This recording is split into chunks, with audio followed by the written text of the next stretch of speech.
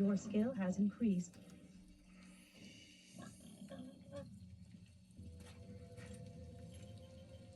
Your skill has increased.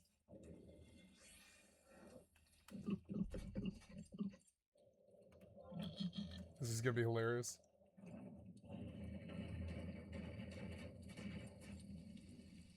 See if I can kill both of them.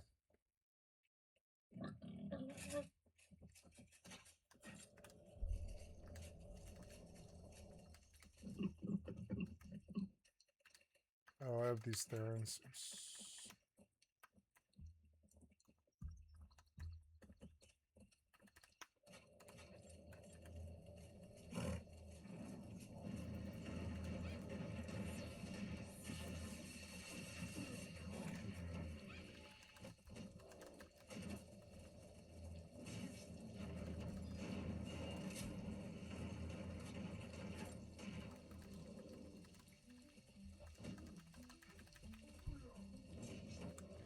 I'm not doing this, Clothos Maiden. I know it's death. I'm just gonna drop it. Go look for a wolf quest or something.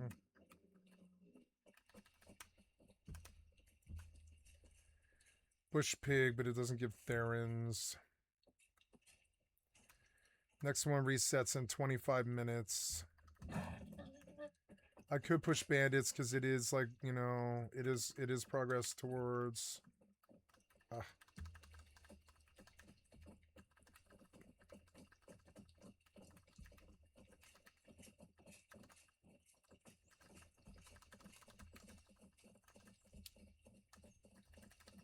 I'm gonna go out to bandits. Autopilot engaged. Oh, hello, kitty. Sorry about that. I'm just like stretching my legs. Warping to Stargate. Warp drive active.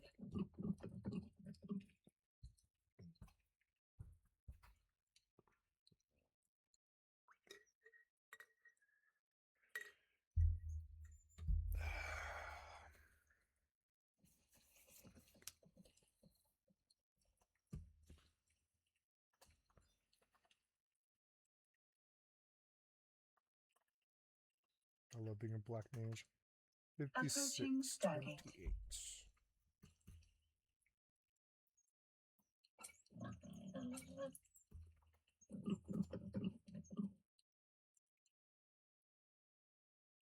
Autopilot jumping.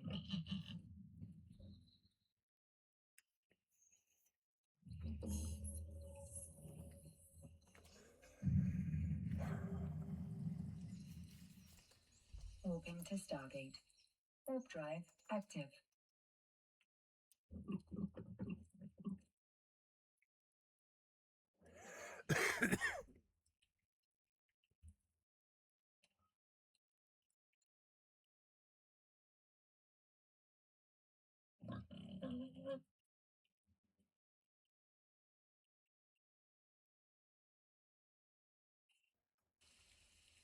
Approaching Stargate.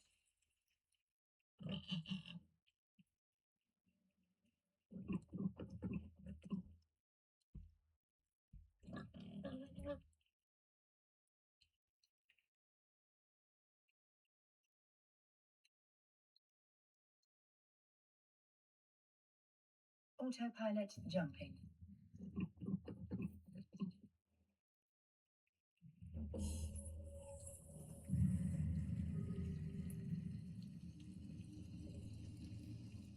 Warping to Stargate. Warp drive active.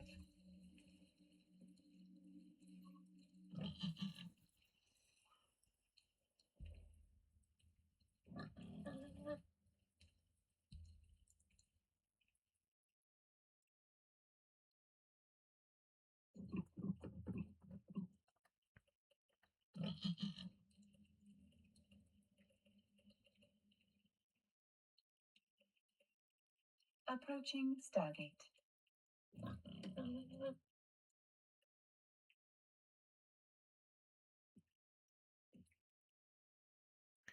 Active regen will go up on its own. I should technically put in the...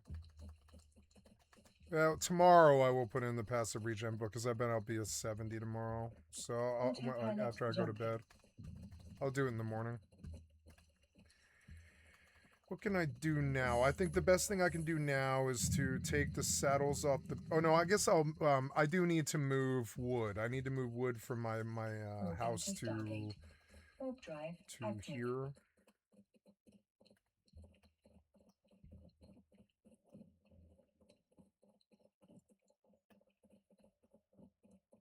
Ugh.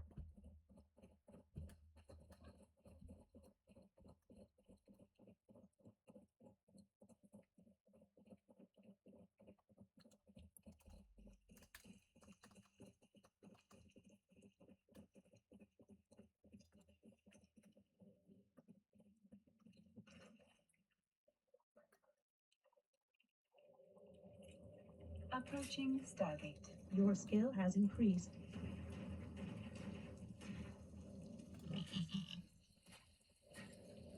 Your skill has increased.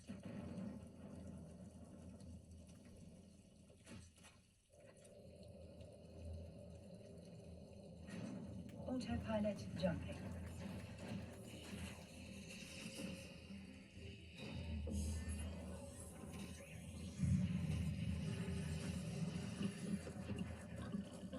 Warping to Stargate. Warp drive active.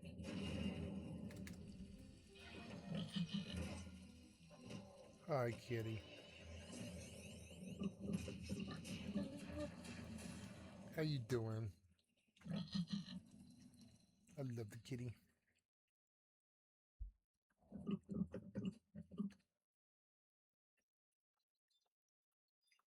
Hi. I'm sorry you got stuck inside today. It was a bad rain day.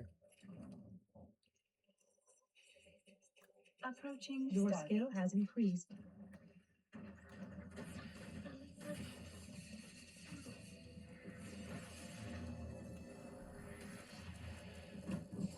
Your skill has increased.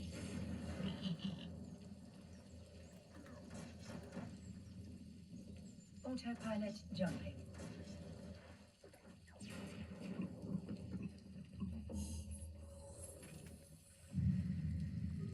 Oh, give me my scroll of stun, damn it. Warping to Stargate. Warp drive active.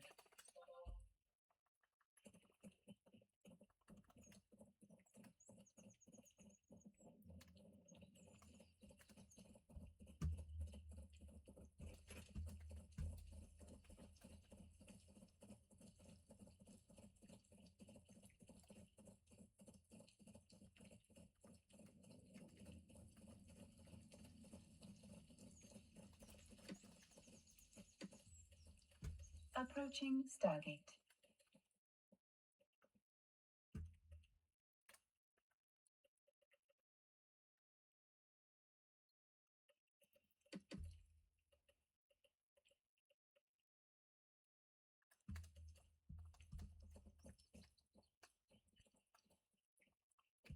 Autopilot jumping.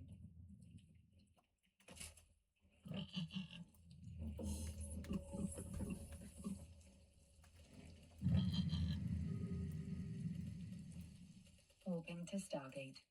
Warp drive active.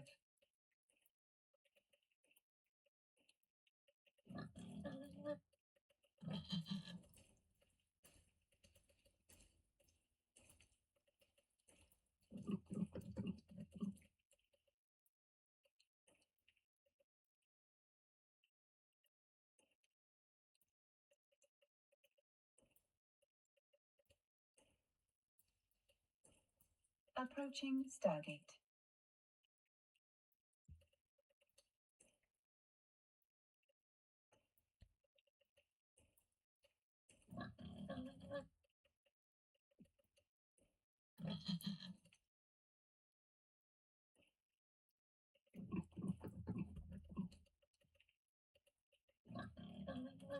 Autopilot jumping.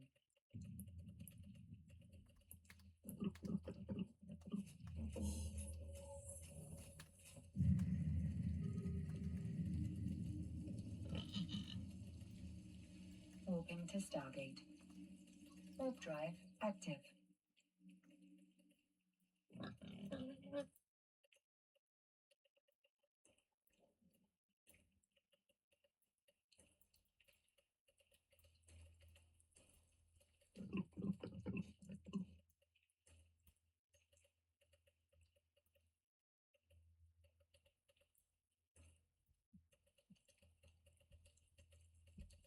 Approaching Stargate.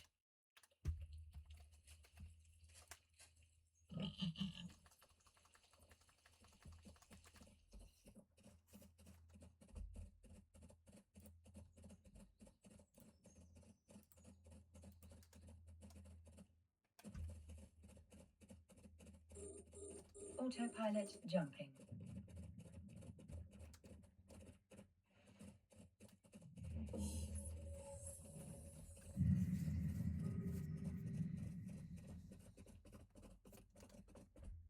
Warping to Stargate. Warp drive active.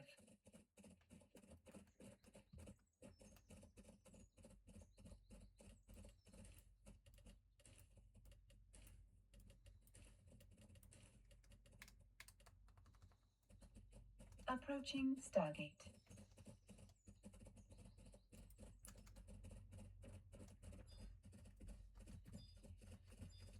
Autopilot jumping.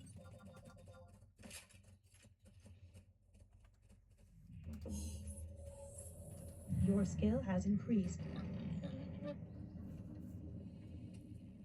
Warping to Stargate. Warp drive active.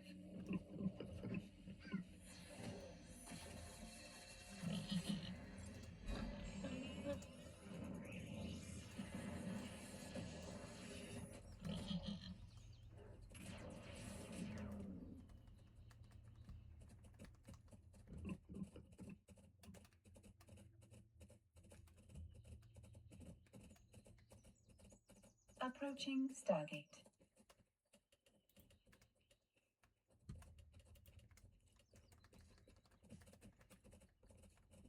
See what I have for you. Welcome back anytime.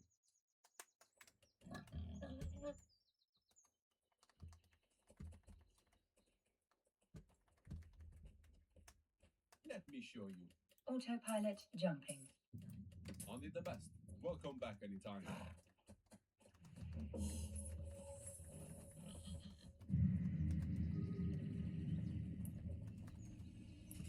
Warping to Stargate.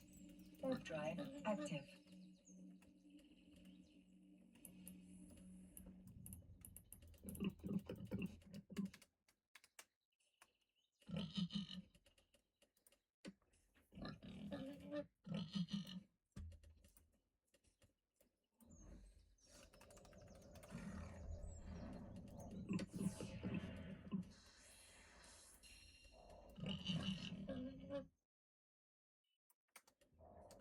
Approaching Stargate.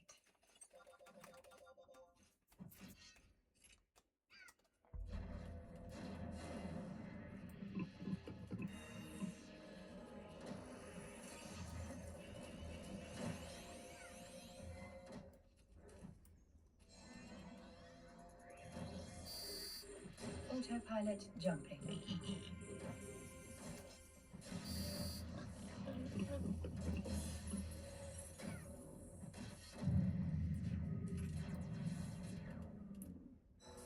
Warping Look, to I have like Stargate. 600 gold and just wood.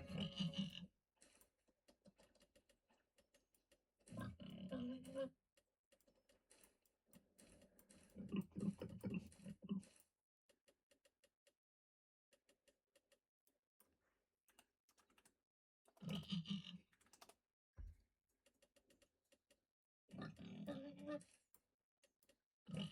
Approaching Stargate.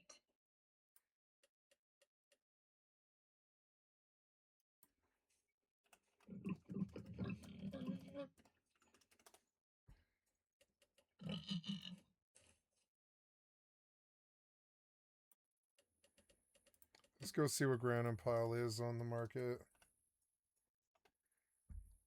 Autopilot jumping. These guys say 20 gold. Ugh, 20 gold. Fucking terrible. So Granum's like worthless unless you break it down yourself. Warping to Stargate. Warp drive 15 active. gold on buy order, 20 gold on the thing. I'll just take the fast money. Okay, and there's my attempt to buy things that I need.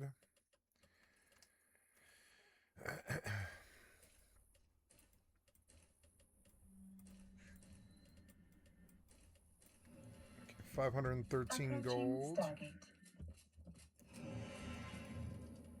Nice. 513 gold. Not bad, and I'm not poor anymore, and I can buy the books that I need, like Beast Mastery and such. And yeah, and so now that we've done all that, well, I guess I'll put this away. Autopilot jumping.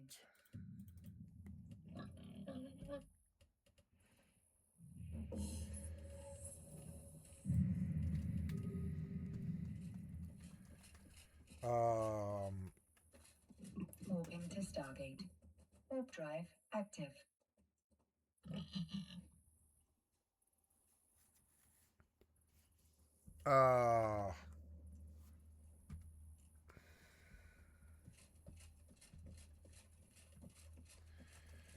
Now I guess my time is best spent. Like gold is no longer a problem. It's now it's like wood therins. So I guess I just sort of wait out at the hunter vendor. These pigs have served their purpose for today. I don't think I intend to do any more combat until there's like missions to do so. I will chop wood and just stockpile Approaching money. Stargate. Because in money, I can, with wood and granum, I can do stuff like buy a priest for my house, set my home point there. Oh, what's that? No. Autopilot jumping. Yeah, stuff like that.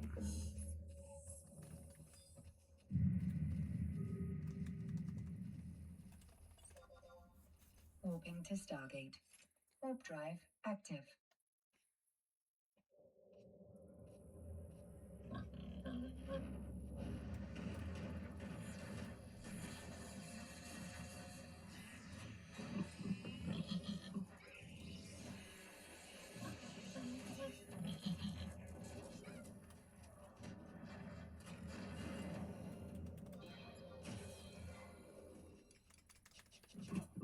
Approaching Stargate.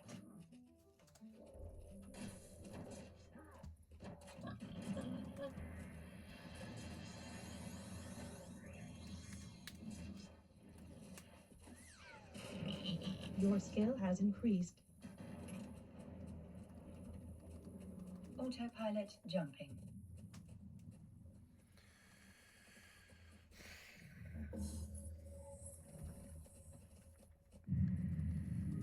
I guess I'm going to put the pigs away. Warping to Stargate. Warp drive And put my active. set away and go to the house and chop wood. I'll leave like the whole set here, or no, I'll leave the whole set at the house.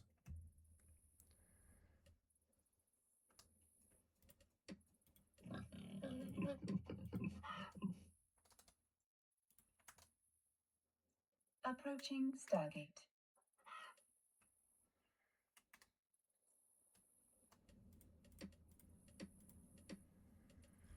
There we go. Got pigs put away for like tomorrow.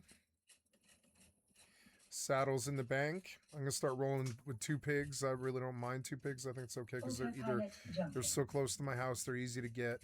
Bears are a hassle. I can train them when I get the skill points up there, and I will begin to do so, but I'm not ready right now on either character. But we see that this character can produce gold on a massive level. Warp drive active. Enough to support herself and a mage character. I could start a new character now. There's not much more I can do on this character tonight. I'm kind of inclined to make a new archer mage. I don't know. What's the difference? Well, not a mage, but a full elementalist mage.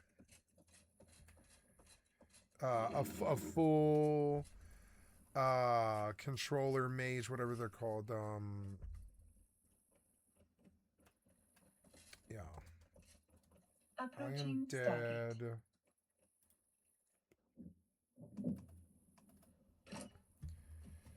Oh, jeez.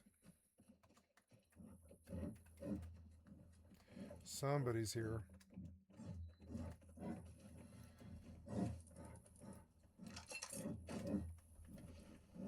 Autopilot jumping.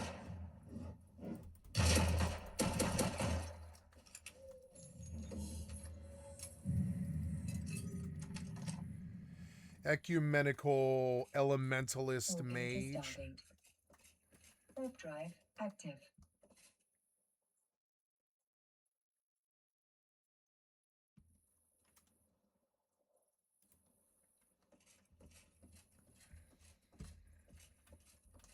Fat Mage.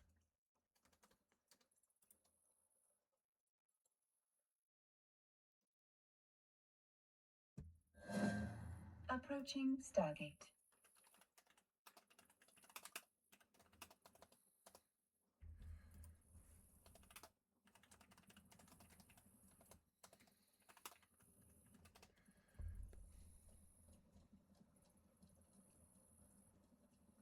There's our Fat Mage. Autopilot jumping.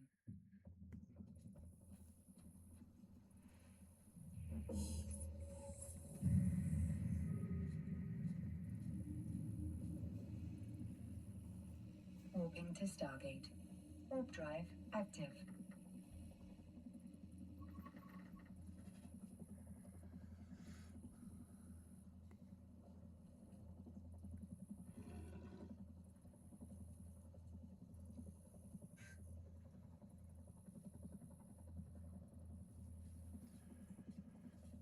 No, I don't want daggers. I want archery.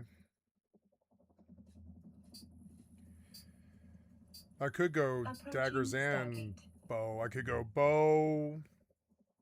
Or like spell to open, and then bow as they run in, and then dagger when they're close.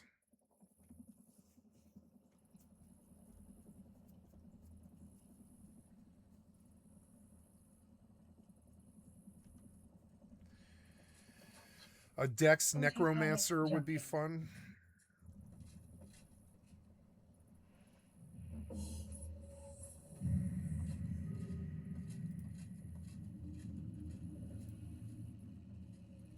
Warping to Stargate.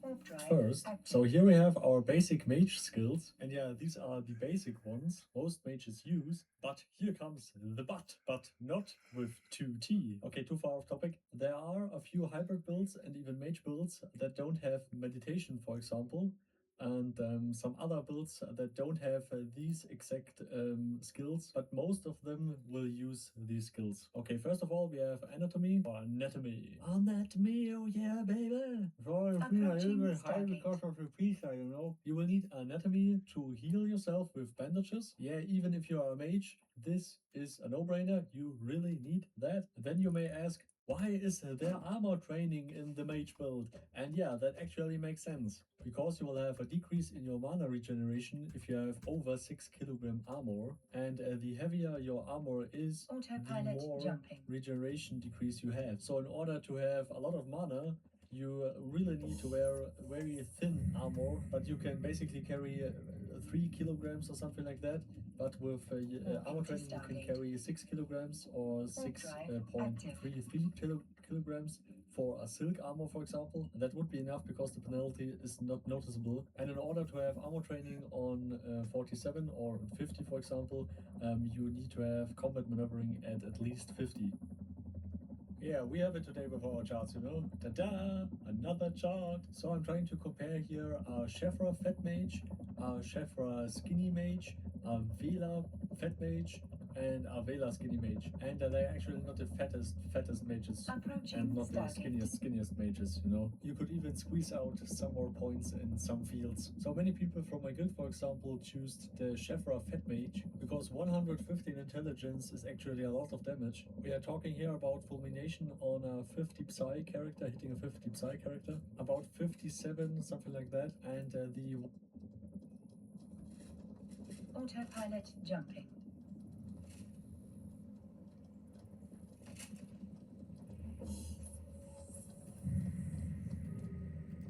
linked in the description. So now we can finally build our mage. For example, the Shefra Fat Mage Warp drive with active. the age 30, of course. And yeah, all the other attribute points, you can just point them in there, it doesn't matter. If you're new to the game, It doesn't matter what you skill here, even the age and even the size. It doesn't really matter because later in game you will have items where you can decrease your size or increase your size and your age and stuff. And yeah, so for the fat mage, it's even better if you make this mage the age 60 because of the more intelligence. I know what you think. The numbers before in the charts are not correct, but no, that is not true. Stargate. Here, we don't see it with glade gifts. You must calculate the glade gifts in. So that skill is just some Autopilot stuff. jumping. For example, intelligence and I don't know, dex, doesn't matter. So weight is very important, and hair. And what is okay? Yeah, I like the shiny ones. Okay, maybe just okay. I have never seen a white Vela before. So let's make her really fat. Oh man, oh god, that is too fat. Yeah, we need just bulking. Not obese. If you're Approaching Stargate. here or linked in the description. So now we can finally build our mage. For example, the glade gifts in. So that skill is just some stuff. For example, intelligence and I don't know, dex, doesn't matter. So weight is very important, and Autopilot hair. jumping. And what is okay? Yeah, I like the shiny ones. Autopilot Okay, disabled. maybe just Waypoint okay. reached. I have never seen a white Vela before. So let's make her really fat. Oh man, oh god, that is too fat. Yeah, we need just bulking, not Warp obese. drive If you are active. obese, you're totally lost without a horse. And we also need to pick nice hair, of course. Let's look. Oh yeah, oh yeah, the side cut. Yeah, the side cut. And in black. But I think I for myself will roll with a Vela, of course, and exactly this Vela, age 30 and everything on decks because I'm the cameraman for most events and I need to be fast as fuck and all the other stuff doesn't matter in any way. So in the end, it depends on what mage you want to play and what you prefer in combat and in battle, and you need to figure this Docking out first permission before requested. you actually building a mage. Or just test it out. I hope that this guide was helpful. Special thanks to my Docking Patreon request supporters Carmel, accepted. the Dragon Slayer, Dan Dexter, and all the others. Also, please leave a like and subscribe, would be really awesome from you. And always remember to make party hard. See you all next time. Goodbye.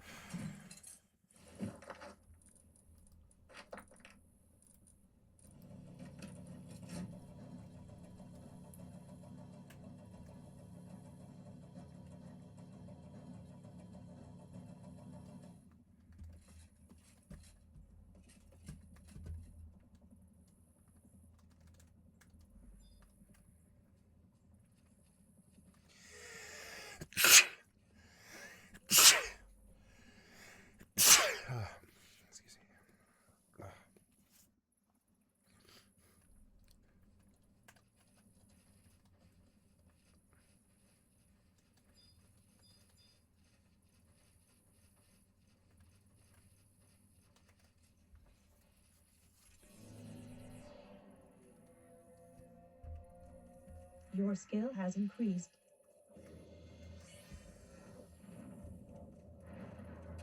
Your skill has increased.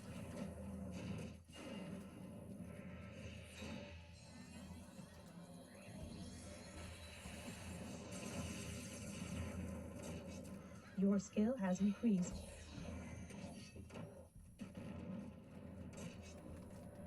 Your skill has increased.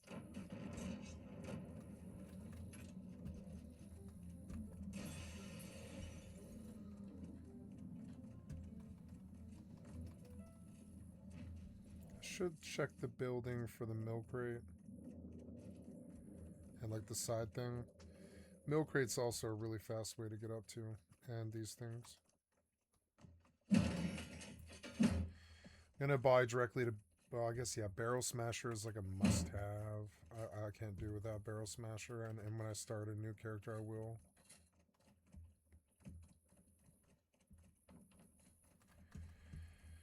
Oh, whoa.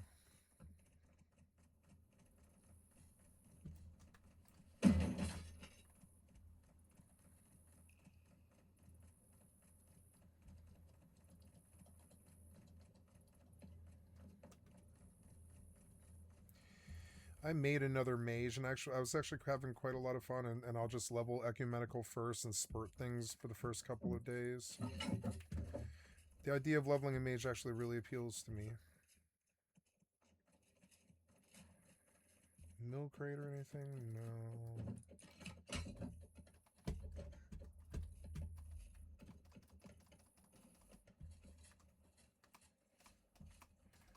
Oh, damn it.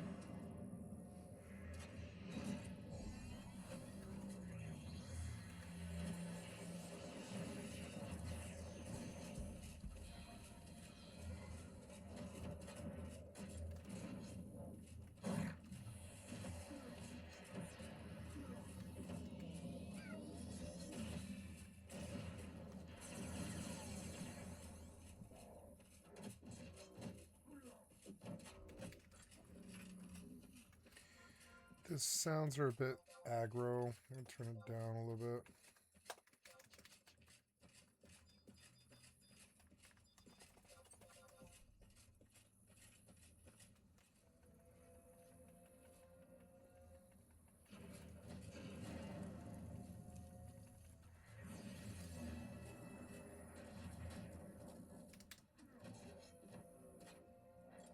Your skill has increased.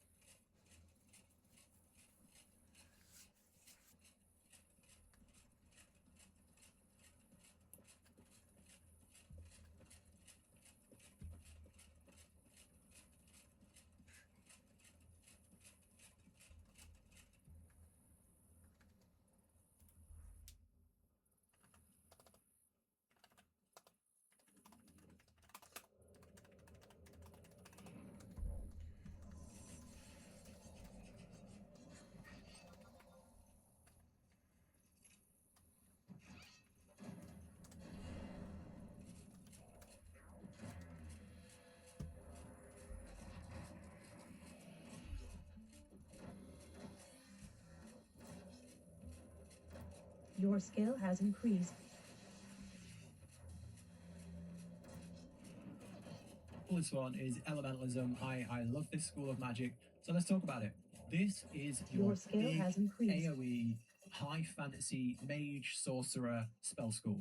So the way this works is you'll be throwing fireballs, you can change the weather, you can do these crazy big AoE spells that can like turn the tide of a siege.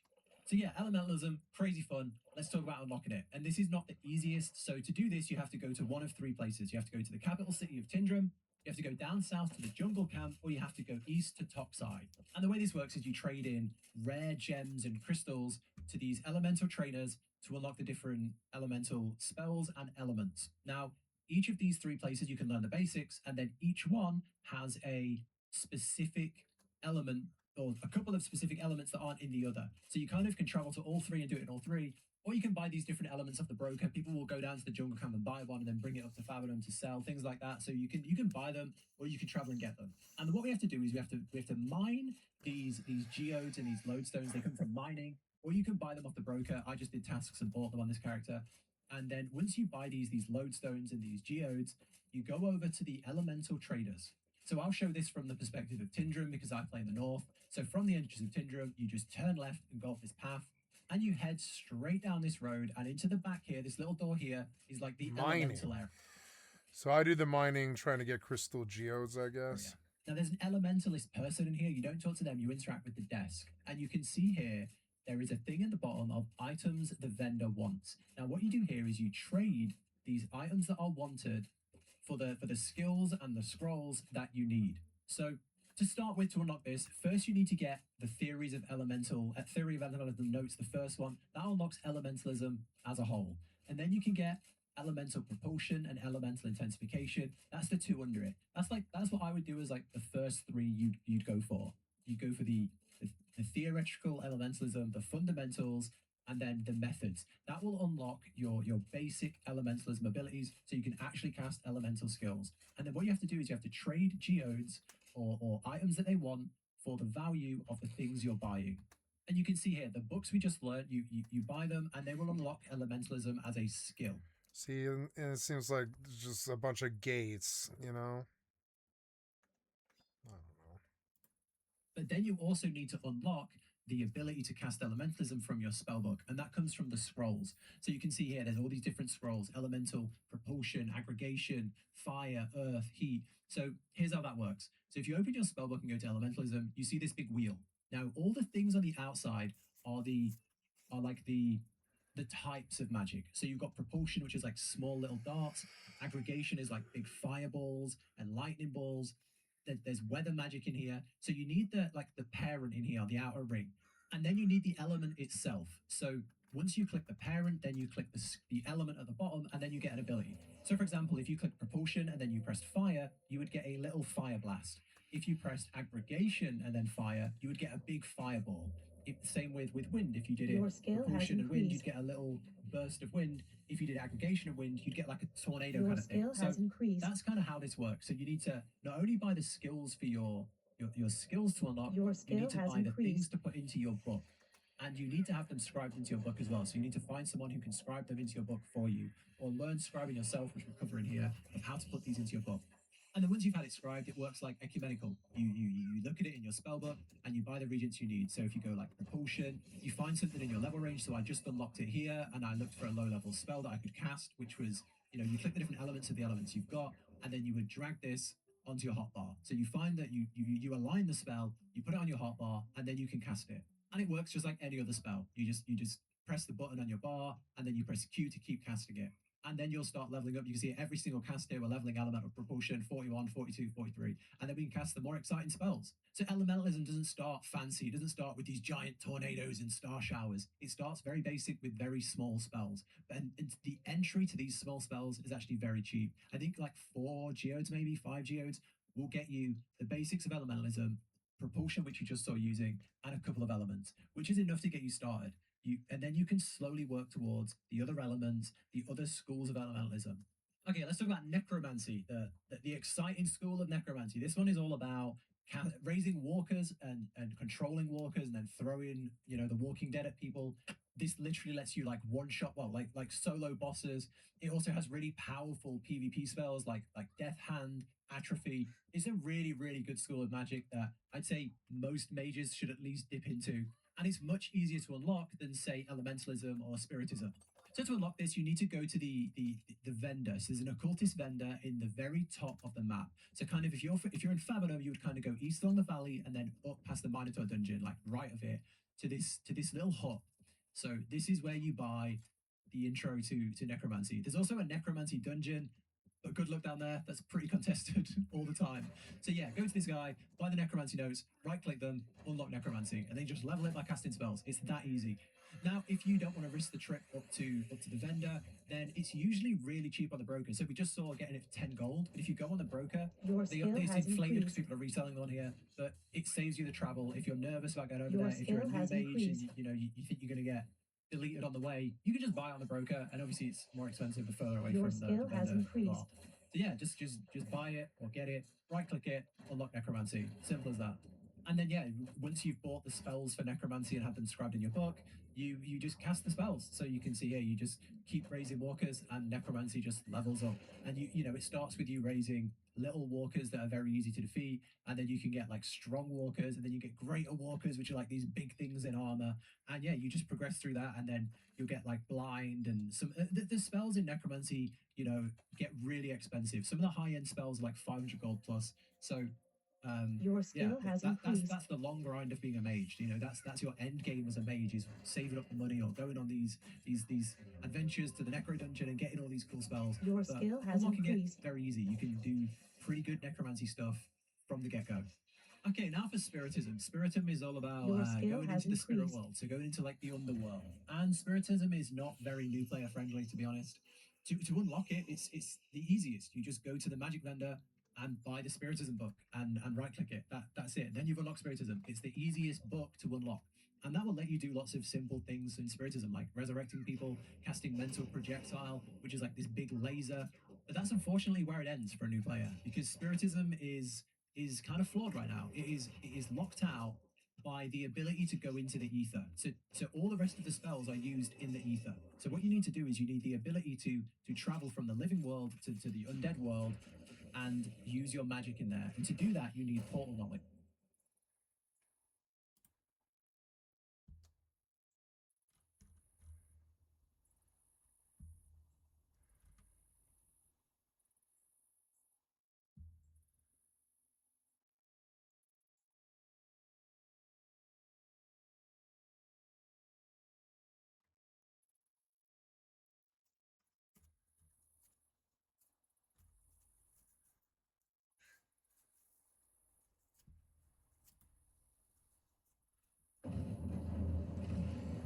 Thank you for the boys that like and sub to your channel.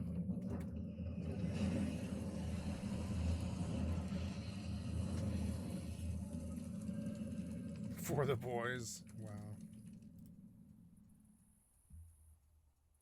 Hey guys, welcome back to the channel here. So, quick tip that somebody dropped on me. You ever watch this video, bro? Thanks for the help.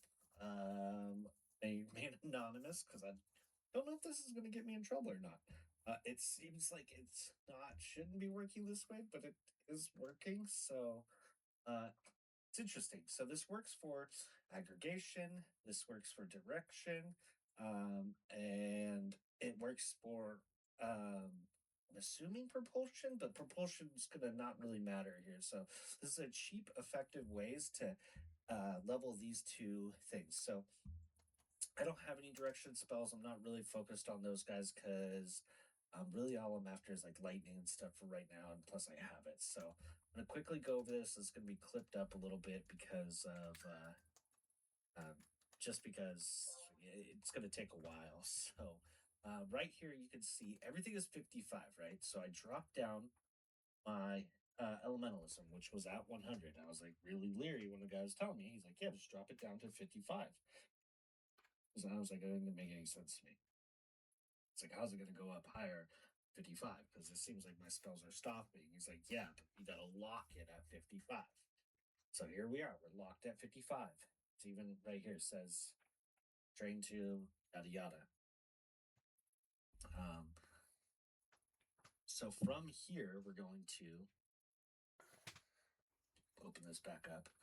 So everything is 55. Intensification is 62.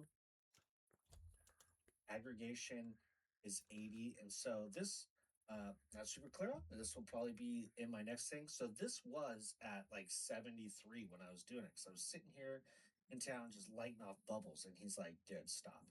Wasting a bunch of gold on, the white essences are like 4 silver a pop. And it's like, you're going to be doing 100, a shit ton of times. So it's just throwing money into the air.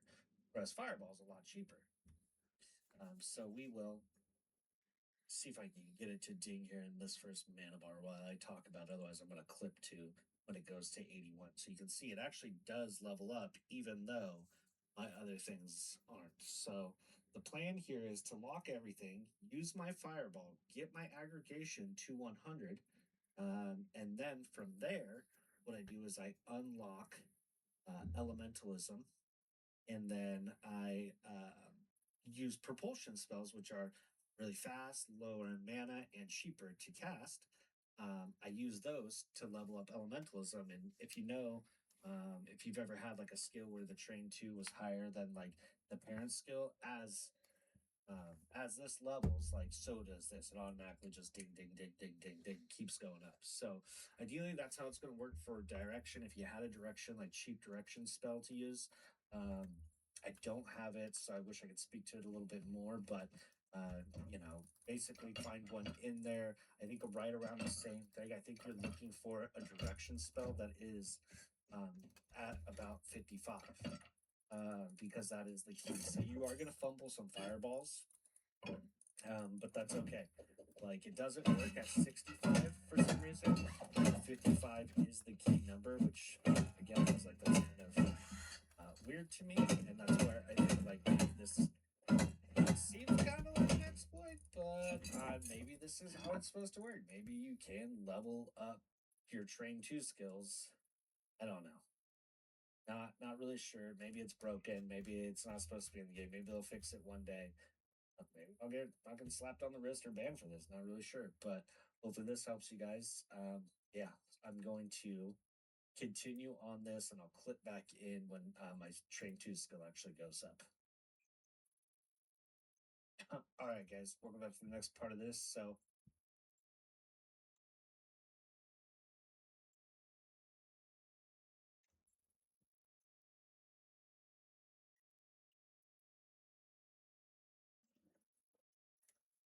Hello everyone and welcome to the website channel. Today with a very special topic, always special, the Thurza Psy Warrior.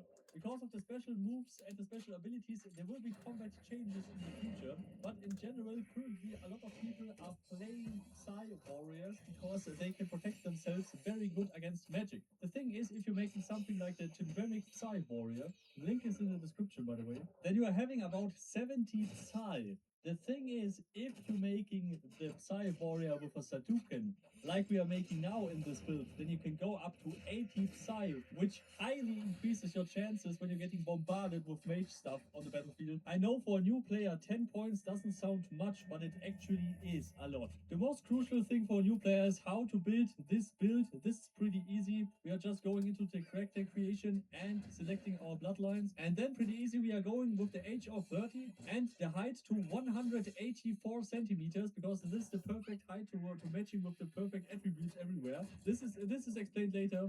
The good thing is here, as a new player, you can't do so much stuff wrong, because you can first reroll your character, or you can also get an alchemist who can change your age, or you have a guild cook or something. He can cook you stuff that you can shrink permanently in size or grow permanently in size. Same with the age, of course. But please don't forget to get your weight correctly. You need a stout bonus, because you're getting a little bit of bonus there. It's also necessary that you lock your weight then when you are in game, because otherwise you will lose weight when you lose health points, or you will gain weight when you eat something. So this is one of the most advanced fighter builds, Psy fighter builds out there. I mean, of course, you will have 4% less damage bonus than the Psy Thurza Warrior, but in the whole build there are no trinkets in there. I calculated it with completely without trinkets, but with the mastery skills, of course, and with the action skills. Just for example, if you're a new player, then maybe these skills are a good start, and also depends on your personal preferences in Mortal all the time. I mean, your personal PvP playstyle can differ from other people, and you can still have success in PvP. This is just a build that people use when they...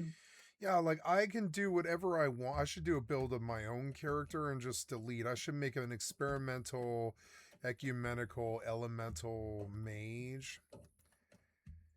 And yeah, and then just dump money into it by chopping wood with my alt and do the most expensive, reagents and stuff, and just throw money in the air. I kind of wanna. I want to start in Kranesh and build a house there. I like Kranesh, and it's fucking quiet. It's quiet until somebody attacks you, but it's like, it's fucking quiet. And also that I could build a house right by the fucking zombie graveyard. Right by it. I'm talking like right outside of it.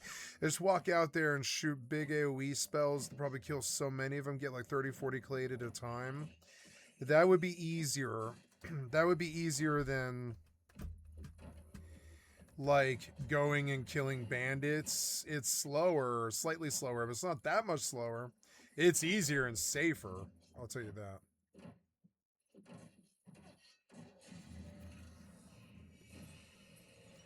Come on, drop the Scroll of Stun. Ugh, they're not dropping. It's so annoying.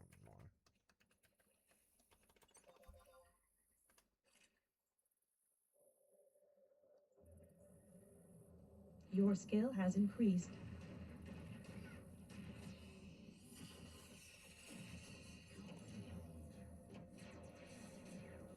No, it is perfect. I can just cast Stone Gaw. It hurts so much. Why not? 509. I need ancient magic now. I need to go buy scrolls when I'm like out of mana. Oh, I should do my zone for this place. I didn't, and that's stupid. Current. We're going to do objective list for combat and region and original areas. We're looking for...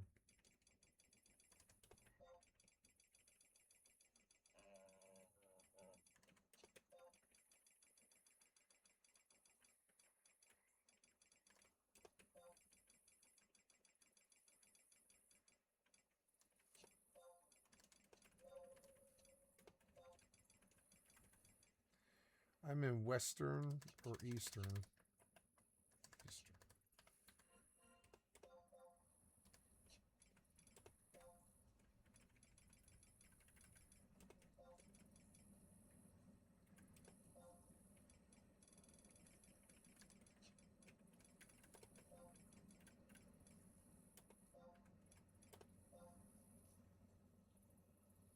Eastern?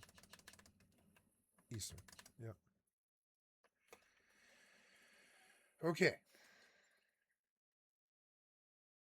We'll just kill goblins for a time because I'm enjoying this quite a lot. I like killing goblins. I like my little Taru. She doesn't block the screen. Your skill has increased.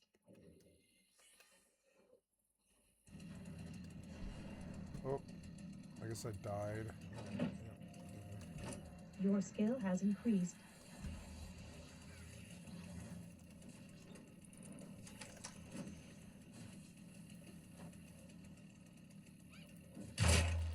Your skill has increased.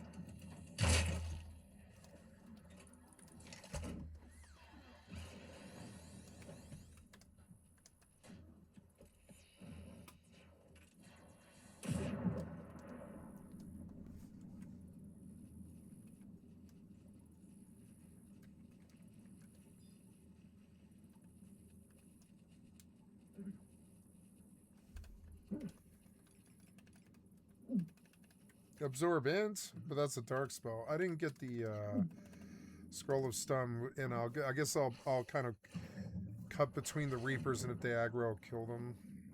I should actually get my mana back. I love this game. It is the best Final Fantasy by far.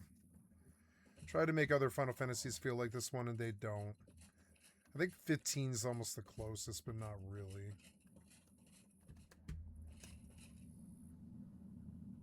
No, 12 is the closest, and it's still not the same.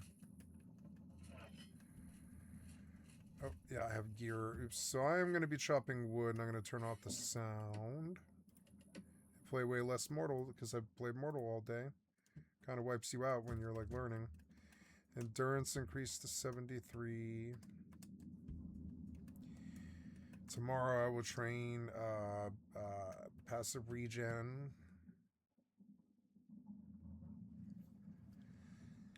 Gonna put all this shit away.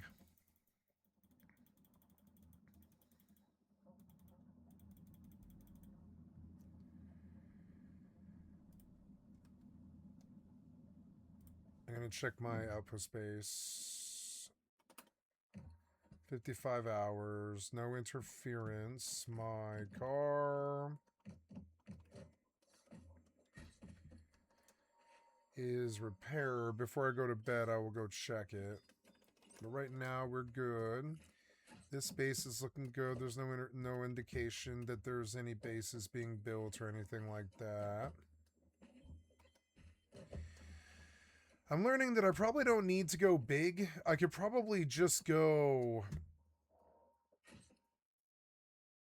like 3x3. 3x3 would be enough. I could stuff the room. Yeah, like 3x3. Do yeah, and do honeycomb and pancake, and I would be done. 3x3 is probably enough. And honestly, I could drive in there. I can make it so I could drive in there.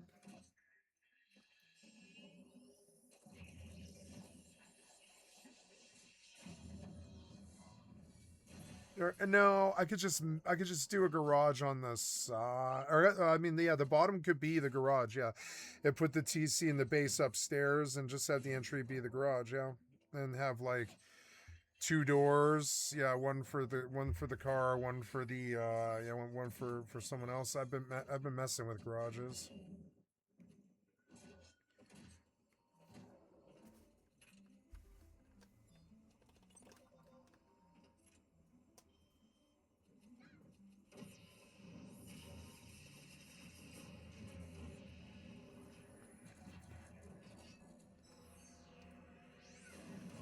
Ooh, light skill chain. Die, Reaper. Come on, Scroll of Stun. Damn it.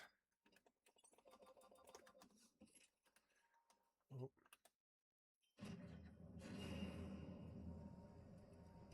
Your skill has increased. I'm like leveling Elemental. I love leveling Elemental. It seems like a good idea to me. Your skill has increased.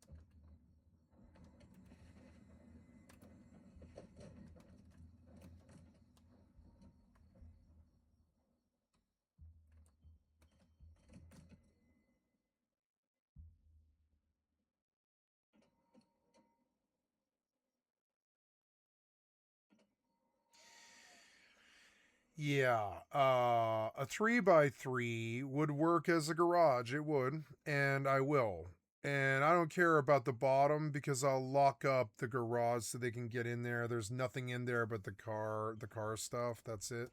And I will make the floor. I will make the 3x3 itself with the honeycomb. Yep, except for the entrance, right? And I will make that a door. I'll make a 3x3 with a square, like a box with a square, a box with a square. Yeah. Well, okay, so I'm done here. I think I'm going to quit now. Yeah. And yeah, let's kill my pretty. There's a Reaper. What shot at me? Oops.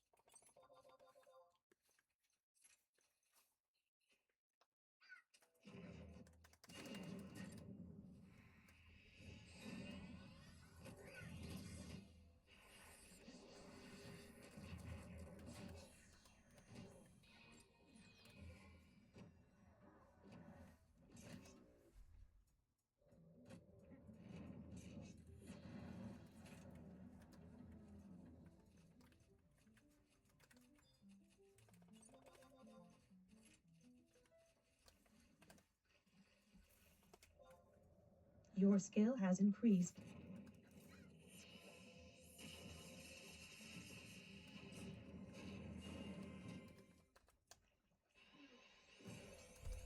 Your skill has increased. Your skill has increased. Your skill has increased.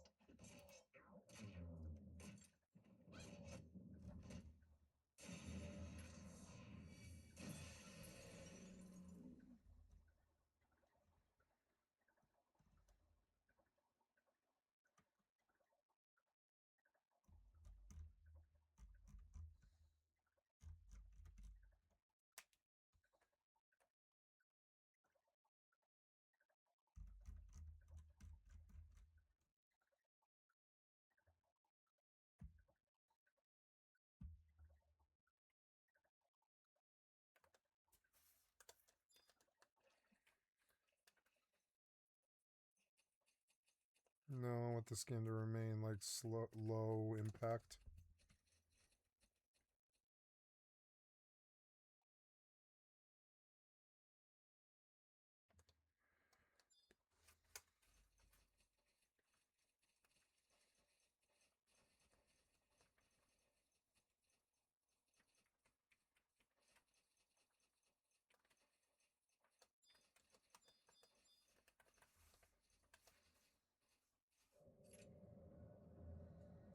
Come on, run into the poacher. No.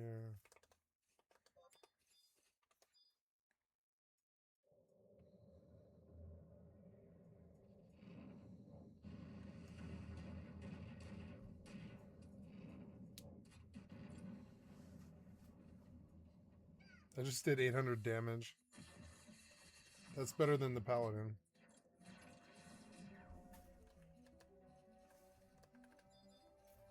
Come on, scroll of stone.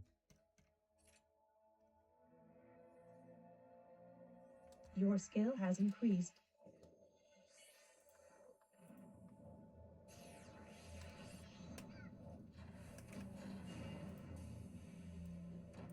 Your skill has increased.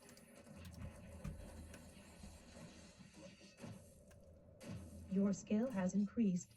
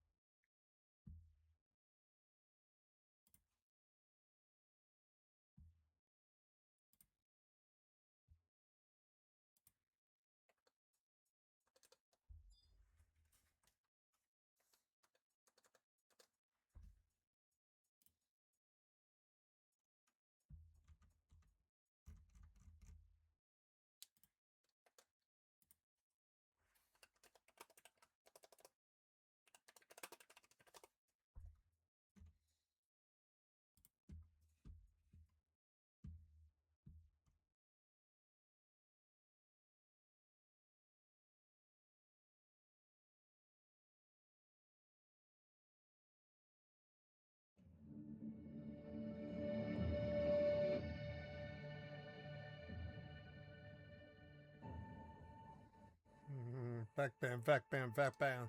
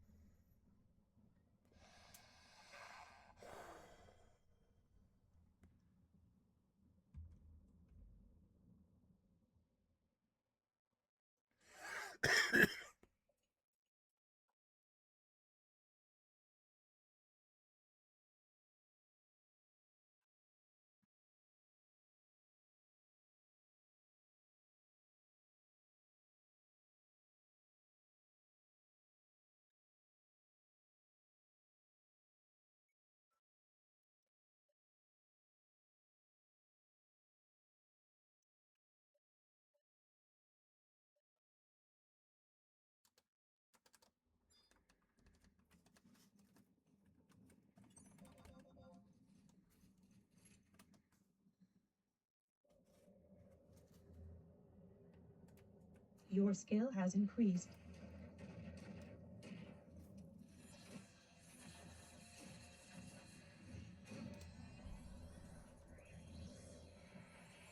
Your skill has increased.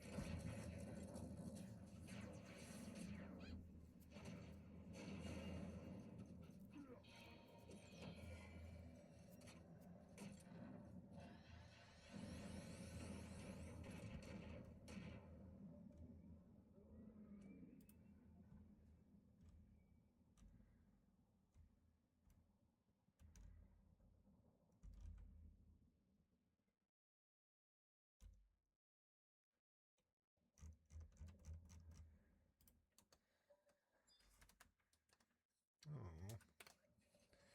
I want my scroll of stun. Drop it for me. I want to earn my own spells, kind of.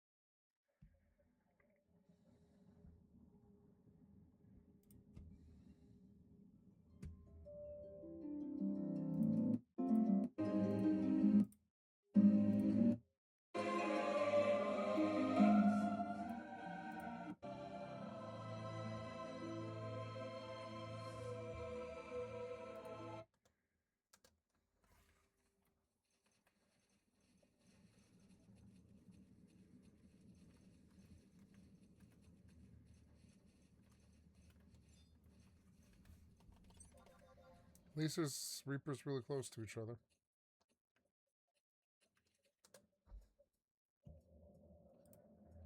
Really need a completely dedicated Psy fighter who is on the front line and can tank mages. And in case you're wondering why there is ecumenical spells at 20, this is for Purify Yourself. That you don't have to communicate mid-battle with your backline or with your support line or with your healers, that you now need Purify and stuff. For the Clade gift, it's a pretty no-brainer. You really need Adamant for that. This is the most important Clade gift for Purify Yourself. That you don't...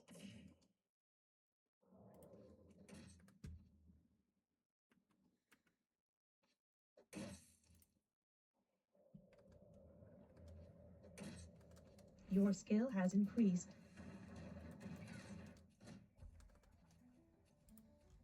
Don't have to communicate mid-battle with your backline or with your support line or with your healers, that you now need Purify. Your and skill stuff. has For the Clade increased. gift, it's a pretty no-brainer. You really need Adamant for that. This is the most important Clade gift. The rest is more or less optional, but this is the optimal skill tree, like most people skill it. And because of the 10% less damage from magic combined with your 80 Psy without trinkets, by the way, this is a very, very good mage defense. And you're still having the benefit of the Thulzar skills like the life steal, because this is also very important if you're playing a Thulzar on the front lines and stuff and you're fighting with other people. Life steal is also very, very important. What is also very important, that you skill your mastery correctly. I mean, of course, you need health regeneration, health, then you also need defense, and also defense against magic, against ecumenical damage, also elemental damage, and necromancy damage. It also depends who you're fighting against. Then free armor weight is also a no-brainer. I think I want to roll my own mage character and follow my own instincts and learn on my own. It's kind of weird, and I'm actually not averse to deleting the character even if I fuck up. It's weird, but I think I want to do my own mage character. I think I will run Shivra. Your skill has increased. And I mean, I guess I could produce here. I don't know. I have a Shiva mage. I could just play her on my main, I guess. Oh, yeah.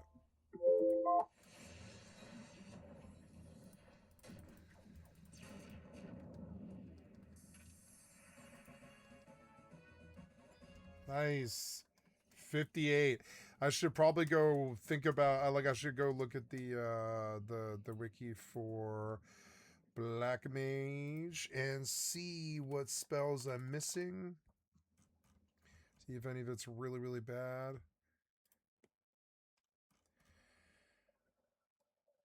Elemental Seal, job traits, clear mind, magic attack bonus at 30. That's it. 45 magic burst bonus. That's it. Oh yeah, magic attack bonus. Elemental celerity. What's that?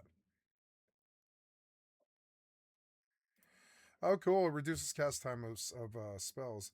So I can go all the way up to clear mind 5, which which is a really good MP per tick thing. Okay.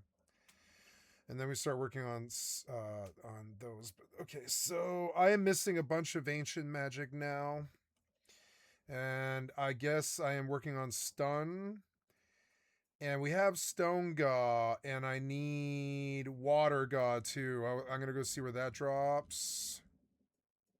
Sapphire Cadabs, which is just a pain in the fucking ass. Or no, Susu sells it for 13k. I should go to Lower Juno real quick and then come back here, which I can do. The survival guide's fine. So we'll warp out, and I will visit the vendor briefly. I don't have a lot of money, but killing goblins is good. It does give you gil, you know.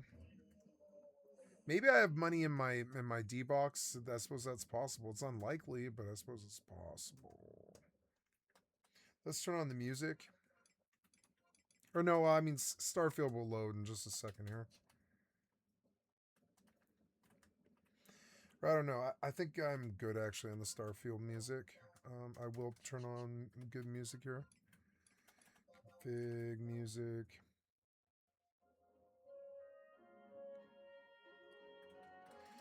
Like, is there a magic dealer?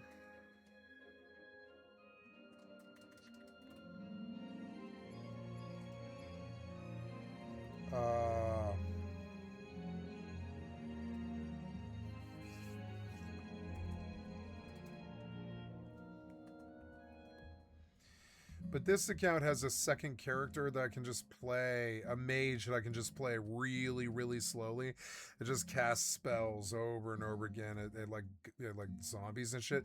And I could take it to a weird town that nobody goes to. Finally. I could go to like Toxai, or no, I can move to Kranesh. I get a start in Kranesh and just die there a lot. Who cares? And just, you know, because there is a lot of cool stuff in Kranesh. It's not very much walking. You can get out of the town to the graveyard pretty fucking fast. I mean, Fab's like that too, though. I don't know. Toxai is pretty cool. Could build a house in Toxai. And I feel like I would be left alone pretty much. But the market is dead.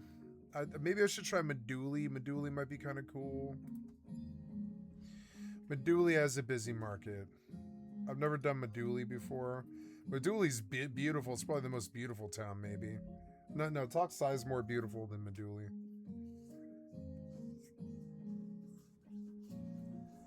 I want to be a mage in Toxai, kind of. That does sound good to me. I could start in Toxai. I could just go do Haven for a long time, because I could just sit AFK wherever I'm at in Haven. Yeah, why not level a main? I was meaning to do that, but I did it on my main. But the problem is, like, main locks me out of other games.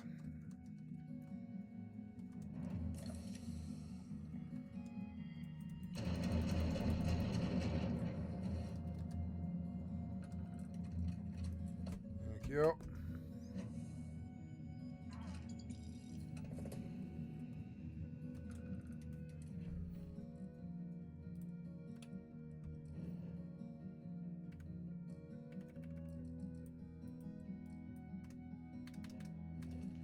My combat now? Yeah, I am. I gotta kill these guys, huh?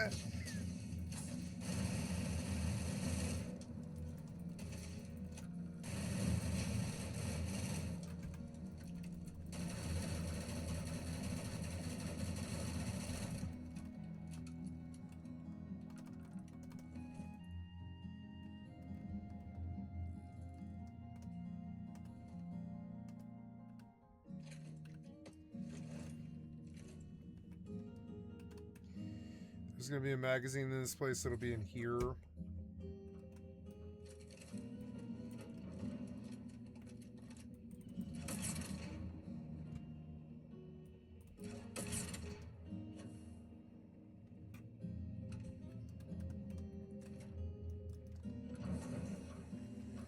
Nope, no money, which is kind of like just crazy. Let's see about spending whatever sparks I do have, I guess. Let's go back out to Eastern.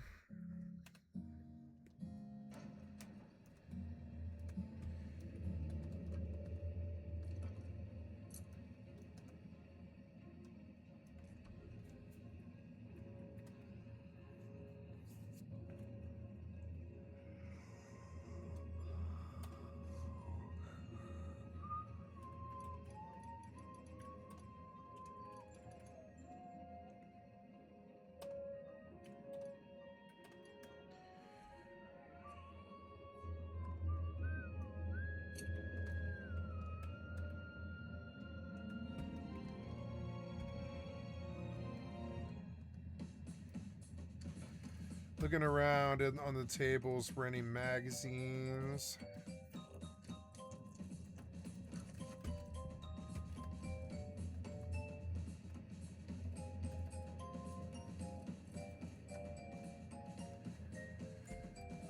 No luck this time, but it was worth a look.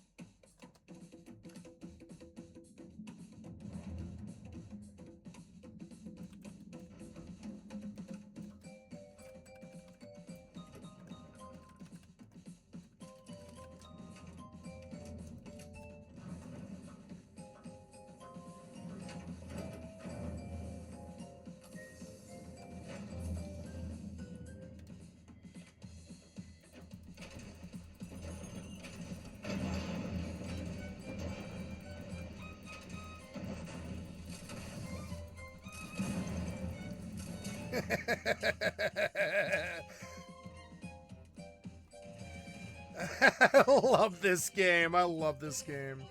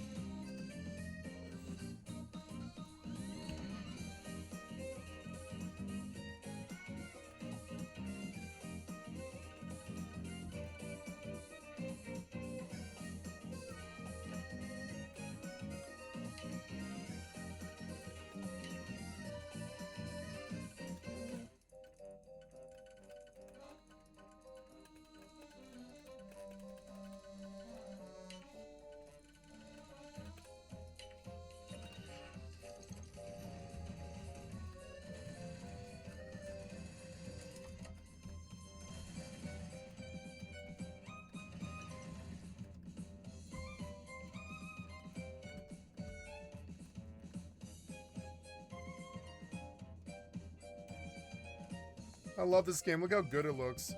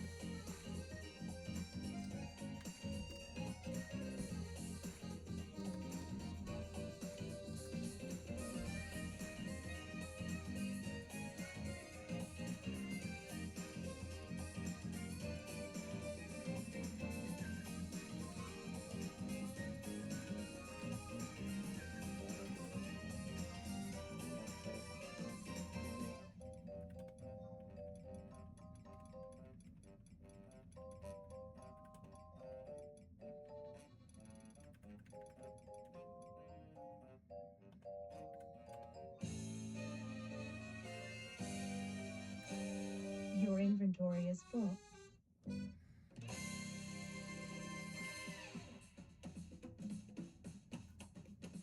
$14,300, so cool. This will be a little bit of money to work with. Gotta go sell. I think riding the crystal to lower is going to be the best way to do that.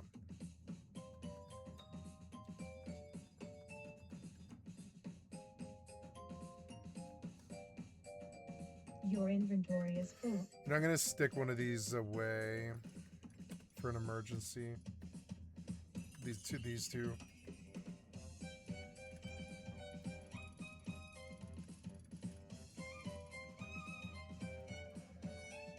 I have a scorpion harness.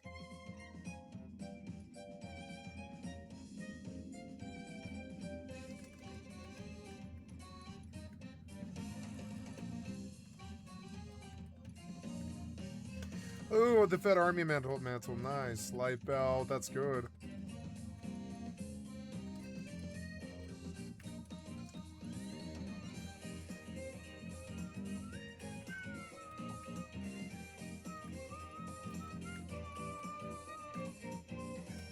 Hey, there's a good earring. Hey, two good earrings.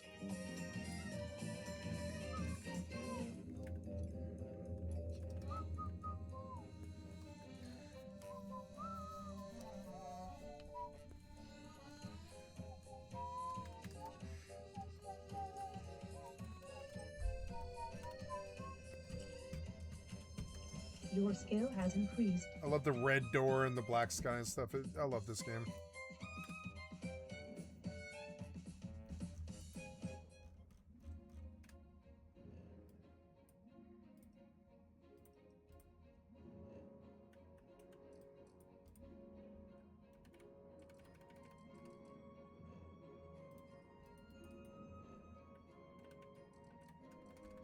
Combat? What combat? Oh. Someone hiding down there.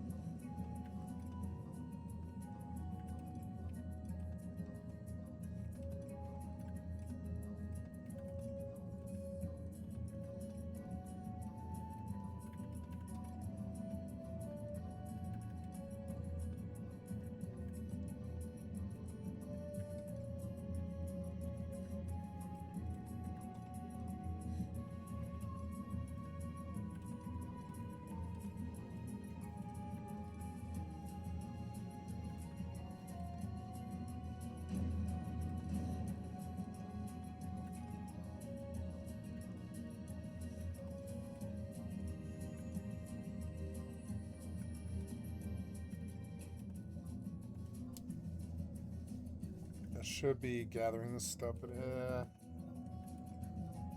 don't think it really matters. To me, it's just incidental gil, which is always good.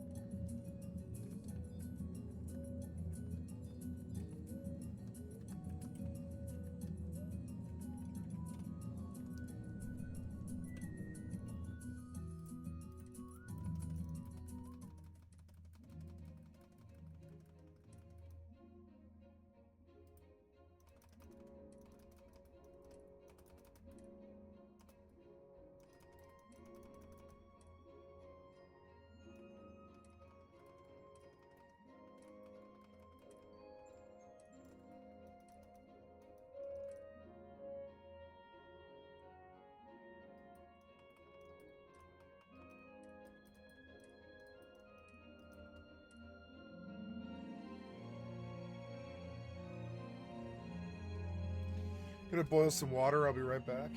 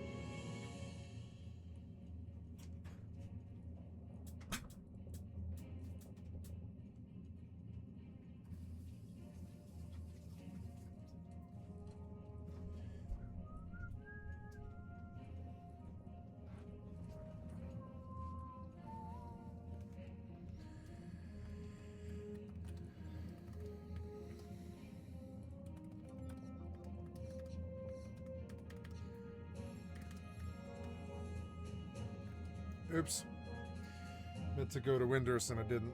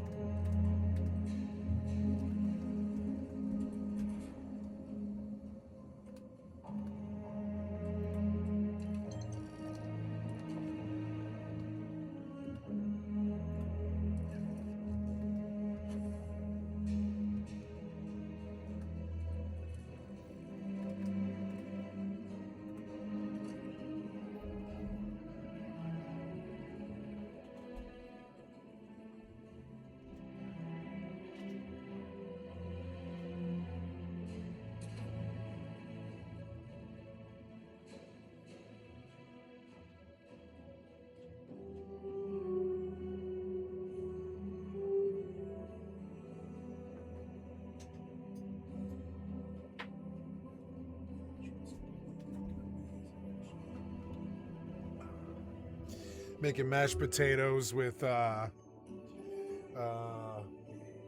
this stuff. It's like beef brisket. This beef brisket's fucking amazing.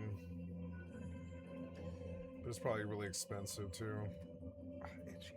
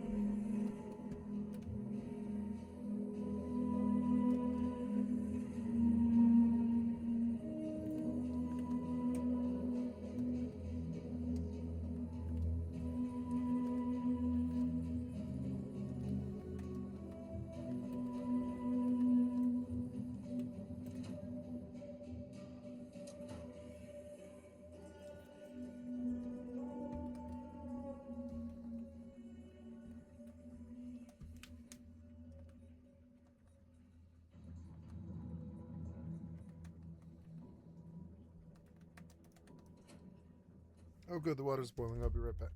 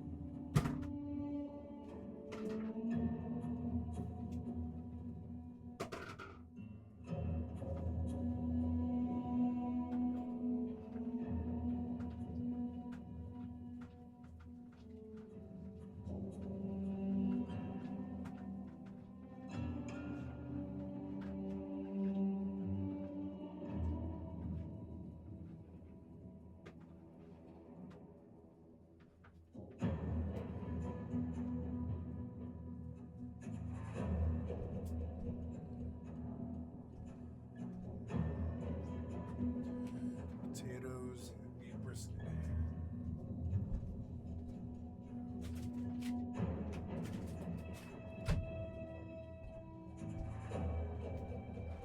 This meal is a real good meal, and it cost me personally $1. It cost my family probably like 5 or 10, but this meal cost me $1. It's just fucking sweet. It's always good.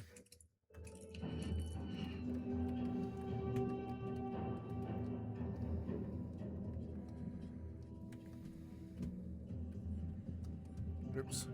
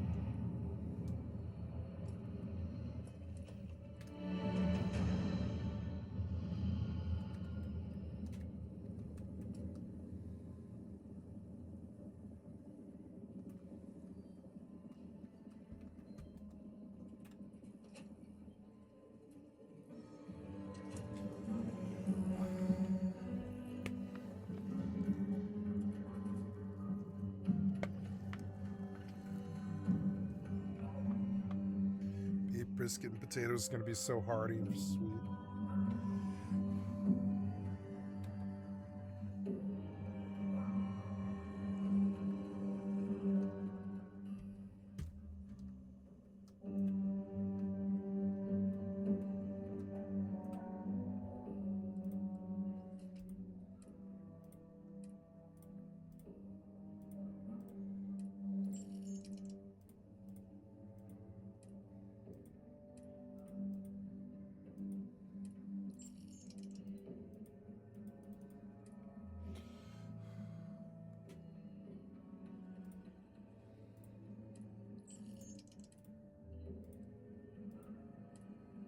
Stay out of my dinner. Away with you, kitty.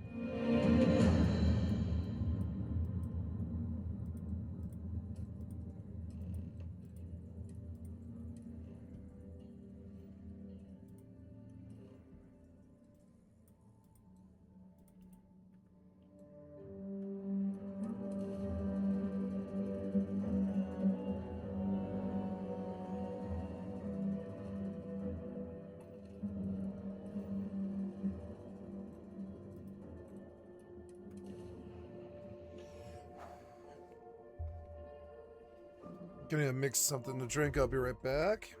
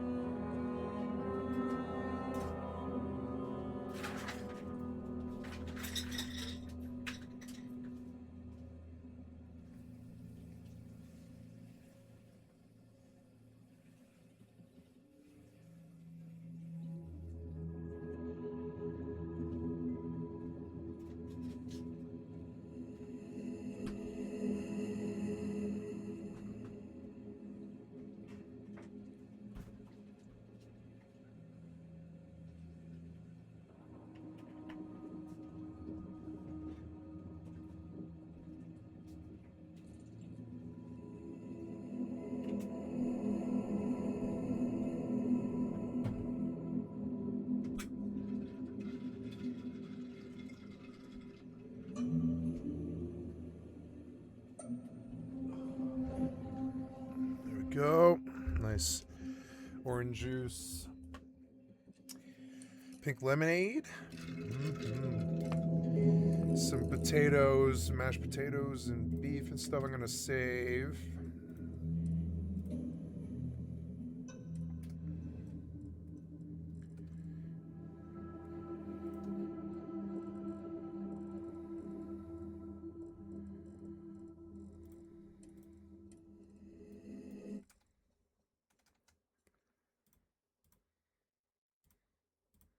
To self-host AI, I realized just how much misinformation there is about AI, especially because I didn't know anything about it. So, without further ado, what model can I run on this thing? Well, I asked AI itself. I went straight to the source. I was like, what model can I run? It goes, bro, I got you, Llama 70B. And I was like, cool, it runs.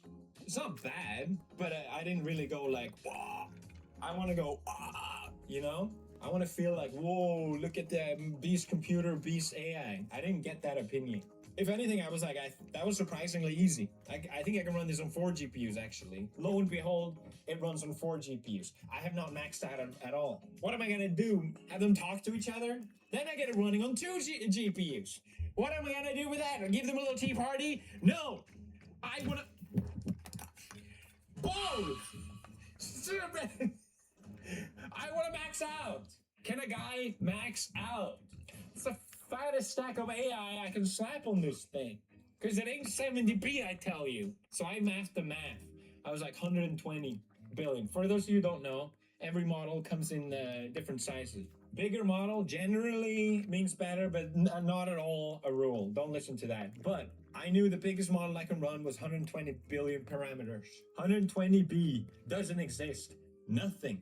Nada. And I know what you're thinking, Felix, there is. Yes, because as I was complaining about it, OpenAI, ChatGPT, finally lived to their name and released an open source model like everyone else has already done. And guess what? 120 billion parameters. I couldn't believe it. The timing was just insane. And I ran it and I was like, oh, I did the thing. I was like, ah. It feels exactly like ChatGPT, but it's fast as... It's so fast. I can't read that fast. Can you read that fast? It's crazy. So I was like, I did it. I maxed out. But I think I can get it running on 4 GPUs. You see, to deploy AI, I use VLLM. You can do different things. I use VLLM, which means I have to stare at the VLLM loading screen. Running AI, everyone's hardware is going to be different and differently optimized. So you need to have like a little cookbook that you set of different parameters before you fire off that thing. And it takes a while for it to load up. And I've been staring at that loading for too long. I swear, I understand what the incomprehensible reading text means without being able to read it. That will never run. But then when it does run, it's like, wow. I go, ah. Sorry, I stopped doing that. But I realized I could probably run this AI model on 4 GPUs. Lo and behold, ChatOS runs on 4 GPUs. I'm like, I should be happy, right? But I'm not, because I want to max out. Can a guy just max out? Is that too much to ask? So if you math the math, I should be able to run a 240 billion parameter model. I should. And you know what? There is. Gwen 235B. But there's 2 problems. Number 1, I tried it and it never fucking runs. Number 2, even if I do get it running, I don't have enough memory to actually use it. I could maybe fart at it at best and it would die instantly. Maybe a little squeak back. I don't know if I'm lucky. But I thought, hell, for the sake of the memes, let's max out and get this thing running. And finally, it runs. Oh. Oh. Let's go. I couldn't believe it. I was like, yes, I did it. Finally. I had to set this thing so it spreads out equally. I don't know if you knew that. So now you know that. To me, this felt like a huge win, but I decided to keep trying. I was like, okay, maybe I can load it with more tokens. So I double it and it runs. I was like, okay, nice. Now I can maybe sneeze at it. Maybe I could even do a little wave. Like, it's not practical is what I'm saying. But I double it again and it loads. I double it. It goes to 16,000, 32,000, 64,000. I get to 100,000 tokens on this bitch, which is practically a book. Like, amazing. I can actually run and use this model. 235 billion. Yeah. Chinese AI strikes again. This should not be possible. I remember I was troubleshooting this with another AI and it kept going, stop. It's not gonna work. Stop. And I'm like, shut up. We're testing it out. Basically, it was just an optimized quant, if you must know. So thank you. Okay, but then another plot twist. As soon as I ran this model, that's when I realized I wish I never run this model. Too much power. I'm not even joking. I've been learning how to program as part of my tech journey. And then I saw this thing programmed locally offline on my computer. My soul just left my body. I was like, well, there goes that ambition. I'm just kidding, by the way. I still think it's an amazing skill to learn, and I've been enjoying it so much because it's like it takes up so much focus of your brain. But I also find it really cool to see your own computer write code for you. When you host AI on your own, it's not going to be able to do anything. It doesn't have search, it doesn't have memory, it doesn't have any functions whatsoever. You can just talk to it. So I started giving it all these features, but I made itself give those features. I was like, Marzia, check this out, Marzia. The machine is making the machine. I don't know. I just thought it was really cool. Okay, welcome to my tutorial. No one has so far made it through the entire demo. So a true testimony to your attention span. This is like the meme of like, my buddy's gonna show you this. You have to pretend you like it. PewDiePie's gonna show his web UI. You have to pretend you like it. First of all, it has toggle sidebar. Check this out. It toggles. And look, toggles here too. Now if I want to talk to AI, I go, hi. It's really fucking fast. Like, damn. 216 tokens per second. It has audio as well. Sure, here's a joke for you. Why don't scientists trust atoms? Because they make things up. Haha. So I started adding more features to the AI just to test it out. And because there are other options that you can self-host that are really good, but it was easier and quicker to just do it myself because it was so capable. And it looked more epic hackery because it matched my aesthetic on my computer. But then I started adding, you know, all these things like search and memory and RAG. And I was like, damn, this is getting good. You can set your search in this, and these are all privacy respecting and have free options, which I think is really, really important. If you ask this AI, it calls me Felix Schürke, often abbreviated as Felix Schauber. It just makes up a bunch of information, but you give it a search, and it's really accurate. I got really into building this web UI. I would love to share it for other people to use it because I want the principle of it to be private and being capable of running for free. A lot of times with self-hosting, they just want you to put API on everything. It drives me insane. If I have to watch one more YouTube video of an AI dude bro going, hey, okay guys, I'm just gonna waste your time giving a bunch of outdated information, and then we're gonna put your API here, and then another API here. You can't just API your way out of everything. How about you solve some problems for yourself? So instead I stole some code from a Chinese laboratory, and now my AI has deep research. It's okay to steal from China because China steals from you. The way research works is that it keeps expanding its knowledge based on what it finds. So it goes through different rounds and analyzes what it got, and based on that, it either keeps exploring different forks, which I think is really cool. I was really proud of it. But I wish I added more feedback of what is going on while it searches, because it's kind of boring to look at. I can set how long I want it to search as well, which I think is really cool. I could demo my web UI all day. I gave it so many cool things. I can summarize YouTube videos just like YouTube can, except it's actually useful. But the biggest reason why you should self-host AI, you put your lip to the camera and go blah, blah, blah, and go blah, blah, blah, blah, blah, blah, blah, blah.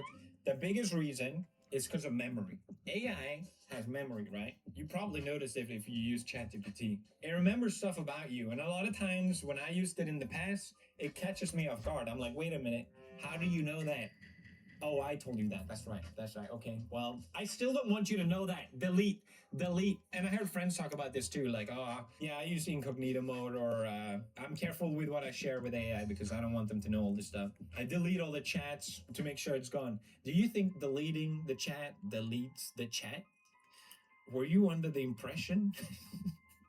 Oh, I'm sorry, you were under the impression. No. Go to this link right now. That's where you have to go to delete your data. I discovered this by mistake because I was trying to just cancel my subscription because I didn't need it anymore. But I was like, oh, so they collect your data and train on your data, even if you deleted it. Oh, yeah, that makes sense, I guess. And that's the whole point. With my de-googling video, I really fell down these two rabbit holes of online privacy, ironically, I know. And self-hosting AI in the middle, it just makes sense. Here's the best example I can make, because I had taken all the Google information that they had on me, and I had given it to my own AI with the RAG capabilities, which is fast retrieval of data locally on your computer. Sounds super boring, but it's actually really, really cool. And I had forgotten I had given it to it. So I was testing out random queries, and I was like, who am I? And it goes, oh, you're Felix Schellberg. Oh, you're PewDiePie. This is your address. And here's your phone number. I'm like, ah! I mentioned RAG earlier, so I can ask, who is Marcia? And we will have to blur that, but it shows her phone number. And it did it in 0.37 seconds. And again, it was like, oh, I told it that. And it's my data on my computer. It's okay. It's okay. But I think that's the point. Like, there's something weird about AI knowing stuff about you. Even though Google has been doing the exact same thing forever. Just when you hear it back from AI, you're like, oh, this is weird. I don't like this. This doesn't feel good. But the best part is you can really fuck around. You know how people say thank you to AI in case AI becomes sentient and they will spare you? Well, let's just say I will be the first one eaten by the basilisk, okay? Shut the fuck up. No one cares about your robot fan fiction. Know your fucking place, trash. Fucking robots. Don't give a fuck about no robots. They ain't got no soul. Okay, let me ask you one thing. If you look up stuff online, how do you do that? Do not say you Google Schmoogler, or you use ChatGPT to look that up. Me, I consult my councilman. I created my council. I have 8 GPUs that can run the same model. Each one of them is a different council member with different personalities. So it's a democratic process. I consult my council, they all give me an answer, and then they vote. Democracy. Let's test out council. All right, we got a response. Snippet. Okay.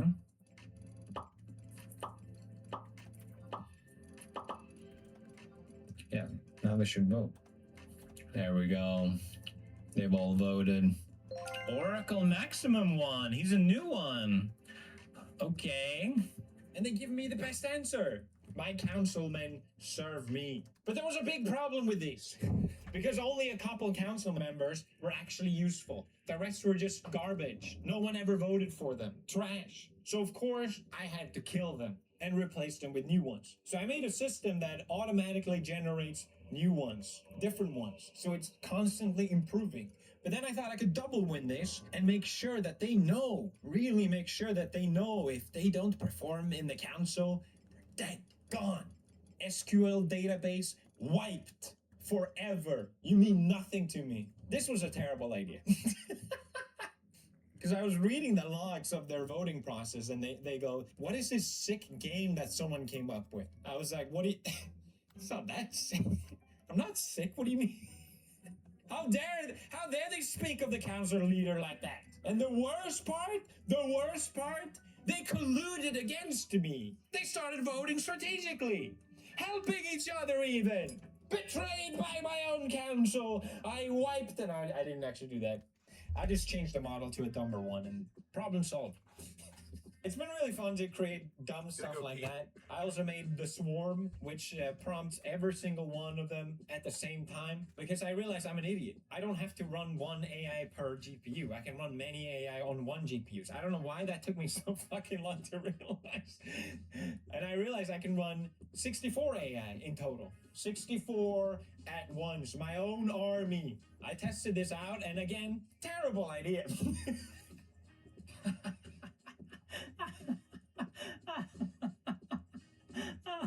Oh, the lag. Oh, no. What happened? It doesn't lag at all. It's just that my web UI, it can't handle it. So what can you do? But I realized 2 things about this. Again, 2 things I realized that are really cool. One, it's amazing at data collection, which I will use for my next thing. I'm making my own AI. I'm making an orb, my own Palantir. I was hoping to share it by the end of this video, but it takes a long time, so. The second thing, I was running these tiny models, 2B, only 2 billion parameters. You could probably run this. I think most computers can probably run this. You could run it on your phone, although it'll be very slow. But I realized smaller models are amazing. They're really dumb because they don't have any information stored on them. So they start hallucinating and coming up with gibberish. But literally, you just give them search and boom, it adds a nanosecond to the query, and that's it because they're so fast. You give them RAG and you have an amazing tool for fast information. I feel like that's what I think AI is good for. That's what I want to use it for. And that's when it hit me, like, you don't need this beast computer to run AI at all. It's all about the tool set you give it. Obviously, a model like that, it's not going to be able to code or do reasoning, like difficult questions and stuff like that. But there are smaller models that can still do those and perform really well as well, that are community made, which is really, really cool. Like, people are constantly making new models. To me, it's always fun to just test them out. I realized I like running AI more than using AI. With this computer, what I realized is it's amazing for training AI. I could actually make my own model. And I've been working on my own model. It's going to be a full fine-tune, but it takes a long time to do this, and I'm hoping to share that next month so you guys can try and self-host that one. All right, that's it for this video. Thank you guys for watching. Okay, so my laptop, my Steam Deck, my phone, my desktop. Your what do Steam they all Deck? have in common? NordVPN. As someone who desperately tries to not have subscription services, I still 100% stand by NordVPN being an amazing product, and here's why. Listen up, buddy. You need to use a VPN if you're connecting to the internet. Otherwise, everyone can see what you're doing. Now, I'm not saying I'm gonna download illegal Minecraft mods, but if I do, that's my goddamn business. You hear me? Actually, a friend of mine in Japan was visited by the police because they saw that he was torrenting, which is insane. Internet service providers know everything you're doing unless you use a VPN. So please do yourself a favor and get one. And if you don't care about privacy, it also keeps you safe online, protecting you from all these different attacks. Another example, a friend of mine got hacked because of a man-in-the-middle attack. If he had used NordVPN, this would not have happened. These things happen, and they're extremely stressful and frustrating, and they shouldn't happen. So just do like me, always connect to a VPN. I made it here in my waybar, and that way you know you're safe. The third reason, of course, is that it opens up the entirety of the internet, as it should be. I recently did a sort of an audit of the sponsorships I've been doing, and even though I keep memeing on subscription services, I don't know how else it would possibly provide a service like this. So I fully stand behind this product. I've been using it myself for years and paying it myself for years. And I think it's an important product for the integrity of the internet. So thank you, NordVPN, for being an amazing product and an amazing sponsor. If you haven't already, check out the link in the description. If you use the link nordvpn.com/pewdiepie, you get a huge bonus, an additional 4 months for free. Check it out, a 30-day money-back guarantee, and they also have a collab with Marvel. I'm not entirely sure why yet, but it looks pretty cool. It's the most random thing I've ever seen. But check it out, link in the description. Thank you, NordVPN.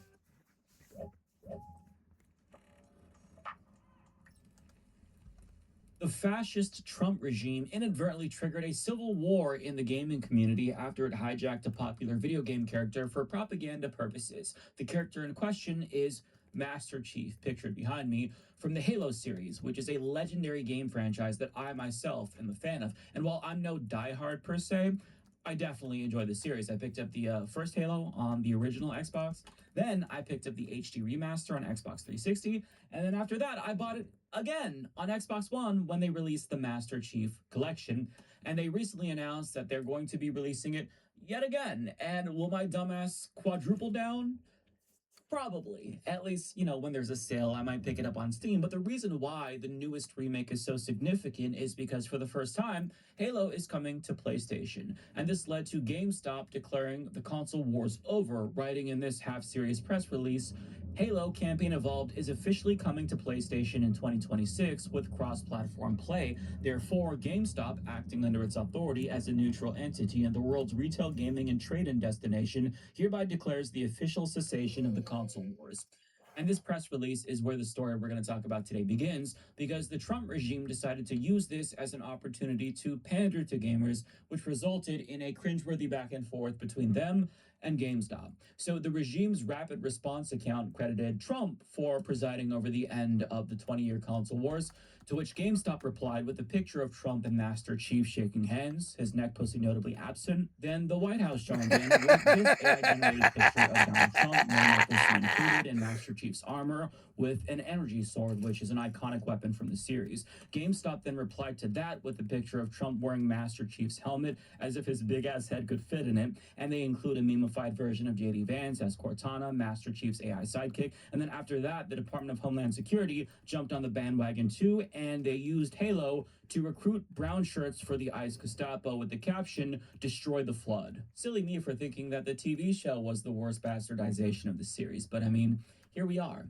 But that tweet right there is really the straw that broke the camel's back, and I have to give you some additional context so you understand why fans of the series were so outraged by that particular tweet. And spoiler warning for all of the PlayStation players who've never played before, but the Flood, which they reference, is a parasitic alien species that you discover in the game that you have to kill by all means necessary, because as Halopedia explains, the Flood reproduces and spreads by infecting other organisms, hijacking their bodies and nervous systems in order to transform them into one of many specialized forms. Through infecting sentient life forms, the Flood assimilates their memories and intelligence, and the species becomes collectively more intelligent as a result. Because of their frighteningly rapid growth rate, as long as enough hosts of sufficient biomass and intelligence are available, the Flood is effectively unstoppable. In other words, the threat of the Flood is so severe that an ancient, more advanced alien species known as the Forerunners built super weapons known as Halos to wipe out all life in the galaxy to stop the spread of the Flood, because if there's no life for them to leech off of, then they can't grow and spread.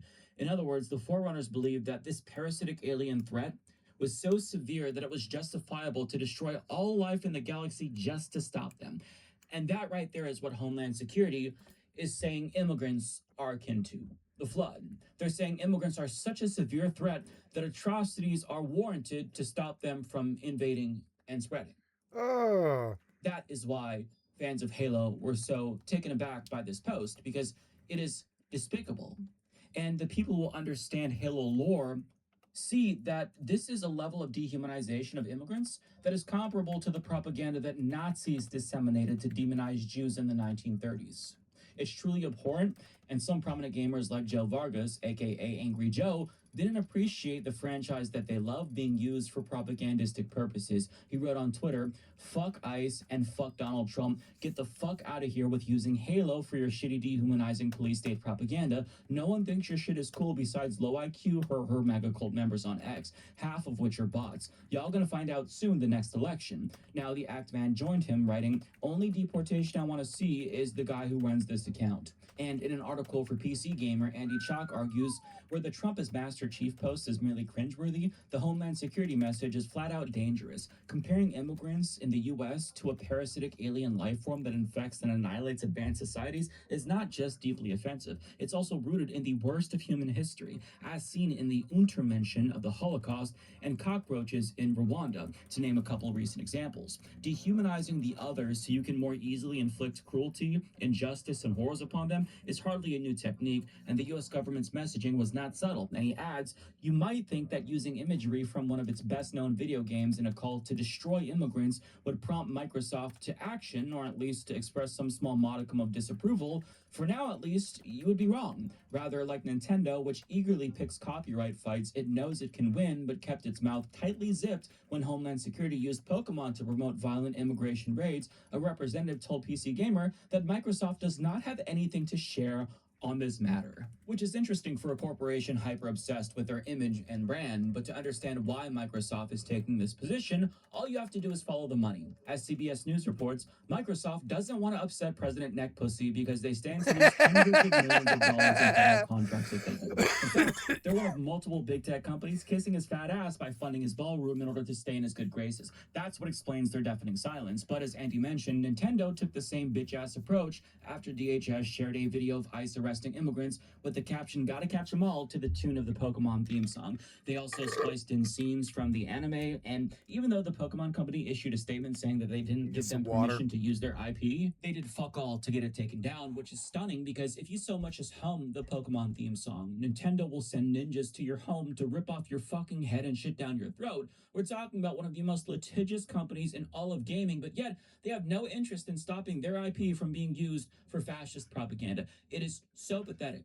But to get back to Halo, even though Microsoft was too chicken shit to condemn the use of their IP as fascist recruitment propaganda, some of the original creators of Halo just were not having it. Journalist Stephen Totillo reports, Marcus Leto, co-creator of Halo and lead designer of Master Chief, told GameFile that he found the DHS ICE post absolutely abhorrent. He added, "It really makes me sick seeing Halo co-opted like this." Jamie Greisemer, who was one of the chief designers of several early games in the series, says, "Halo is a cultural icon, and like anything with cultural capital, it is going to be used by politicians and brands and anyone else looking for relevancy. Usually, I take it as a compliment to Halo's continuing legacy."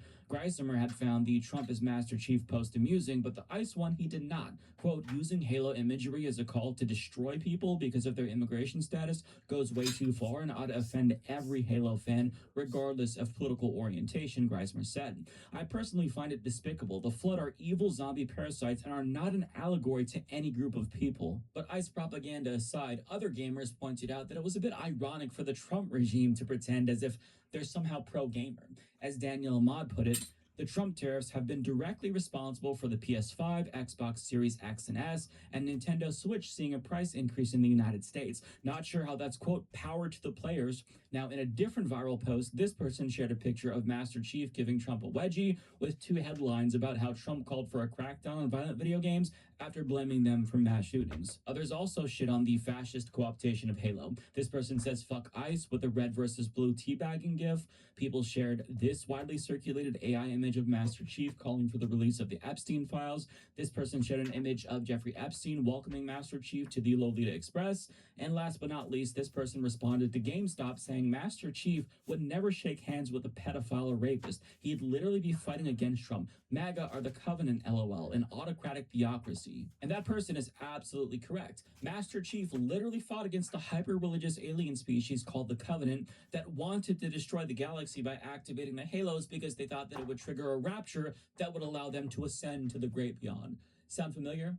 Nonetheless, Nazi-adjacent gamers on Twitter felt like the DHS Halo meme got them to view the franchise in an entirely different light, which led to them being shit on by other people for their lack of media literacy. For example, the American Culturalist tweeted, "Realizing that the Flood in Halo was always a metaphor for mass migration," to which Simmons responded, "You people are so fucking stupid." Others also responded to memes that were being circulated about how triggered the wokists supposedly were by Halo, writing, "They just don't get it. Halo hasn't changed. The Flood was never an allegory for a group of people. This is them appropriating Halo to fit a modern political narrative, and that's the problem." And I've got to say that it is absolutely hilarious to me that the same people who bemoaned the politicization of video games are all of a sudden celebrating the politicization of video games. People like The Quivering, the internet's second stinkiest degenerate, who took a break from being triggered by black characters in video games to make fun of how triggered everyone else is, specifically Angry Joe, because he dared to say, "Hey, you shouldn't use a franchise that we all love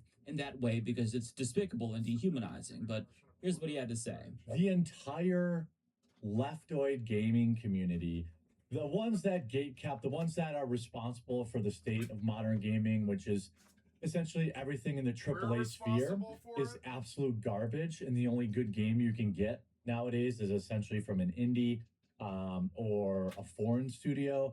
You know, the people that thought, you know, Star Wars Outlaws was a great game, even though everyone, the people that led to basically 2/3 of the industry collapsing with their stupid, idiotic, "we need to have ugly women in video games" takes.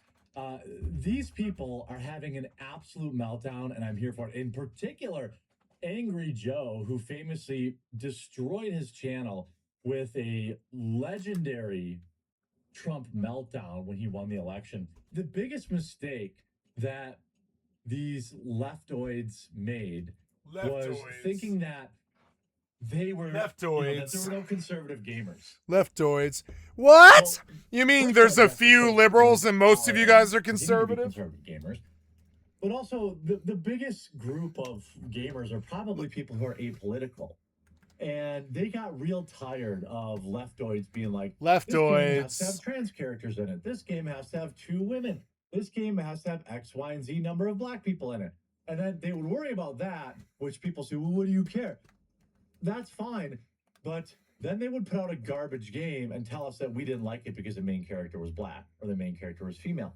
When the truth of the matter was that the game sucked balls.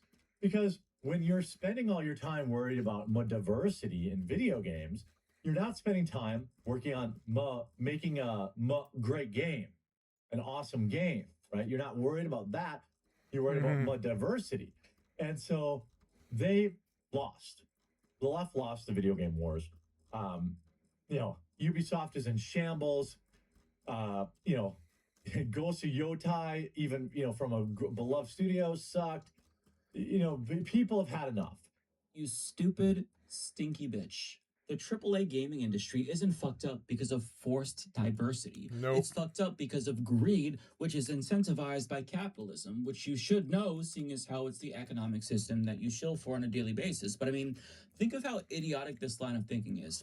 At a time when corporations like Microsoft are buying up studios and shutting them down, at a time when thousands of game developers are being laid off despite the success of their games, simply to shore off corporate profits, they get fired anyway, at a time when companies are releasing unfinished games and raising prices, nickel and diming us with microtransactions and paid DLC here and there, this dumb motherfucker somehow convinced himself that the industry is in shambles because developers can't make good games because they're forced to hyper-focus on diversity to appease the woke left. I mean, to call this mentality childish would be an insult to children. It is downright fucking idiotic. And his evidence is that all of the AAA games with woke characters, i.e. women and black people and LGBTQ plus people, they're just not good.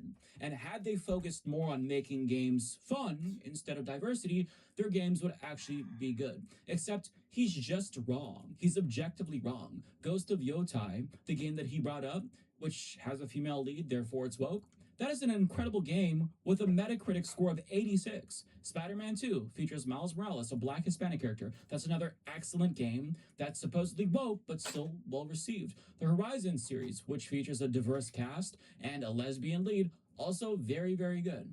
But just because you can't enjoy them because you're too triggered doesn't mean that the rest of us don't enjoy these games. And the reason why gaming companies are making games more diverse is because of money. Not because they're trying to appease some imagined woke mob. Gaming is no longer a niche hobby exclusively for nerds. It's now a mainstream thing that's enjoyed by all demographics, and the push for diversity is an attempt to expand their market share. Like, when you see a company change its logo for Pride Month, do you think that they're doing that out of the goodness of their hearts? No, they don't give a fuck about LGBTQ plus people. They're gayifying their logos to pander to queer people because they want their money. Queer money spends just as much as straight money does, right? That's why they do it, period. But I will say this. I do agree with the quivering about one thing. Indie games are better in general, but he's not smart enough to understand why that's the case, why they're better.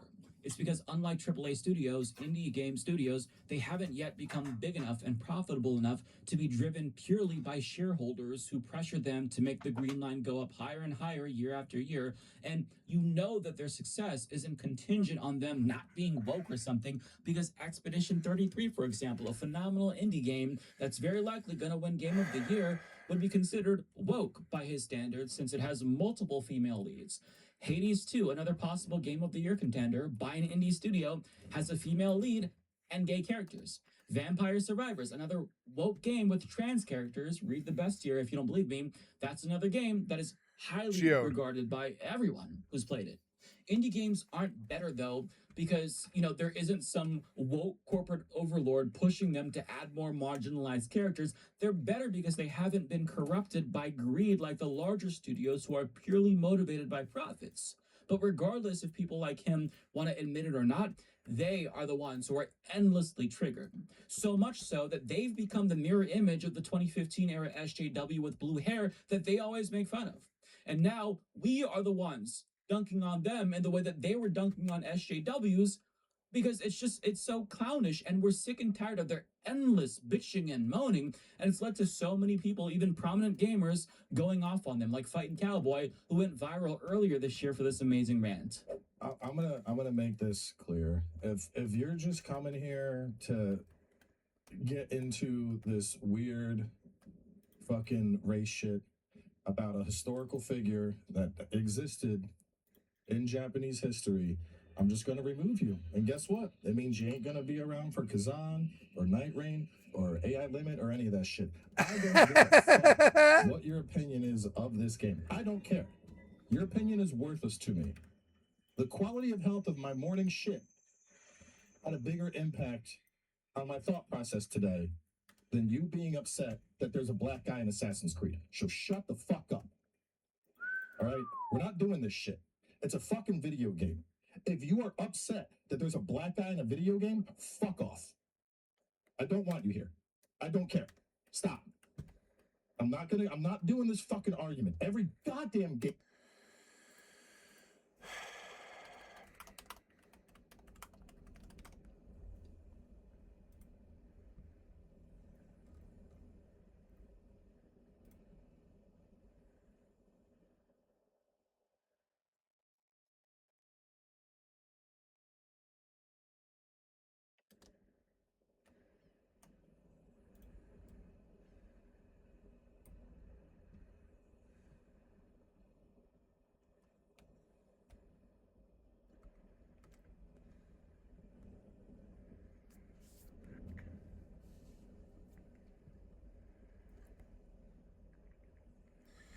5 amaranthum and 5 flakestone.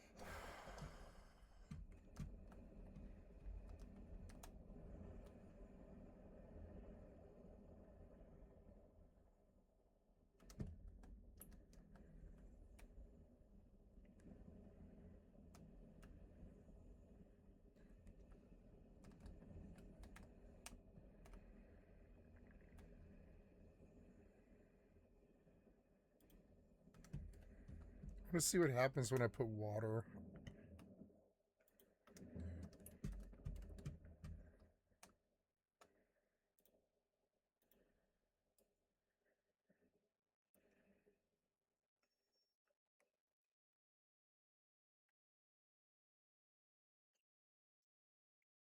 Getting lots of skill up in any event. That makes me happy.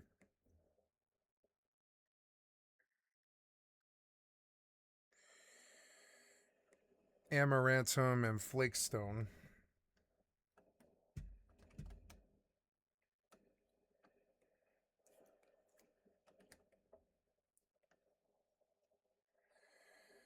My active regen is at 60. I need it up higher. It says 62 hours, which is 4 days. It'll take 4 days.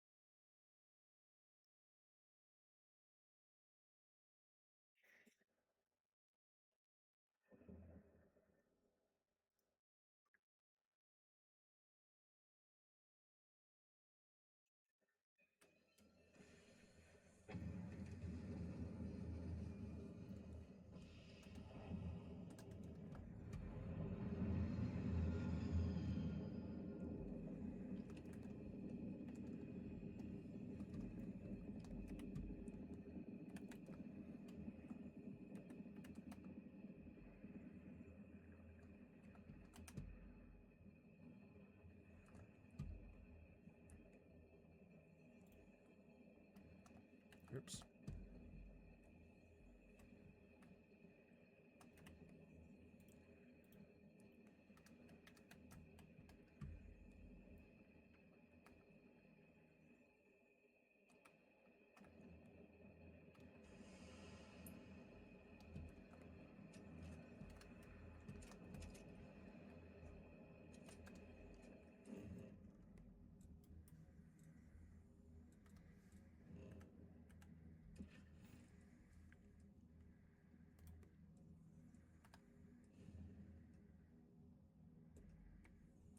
Nirvana.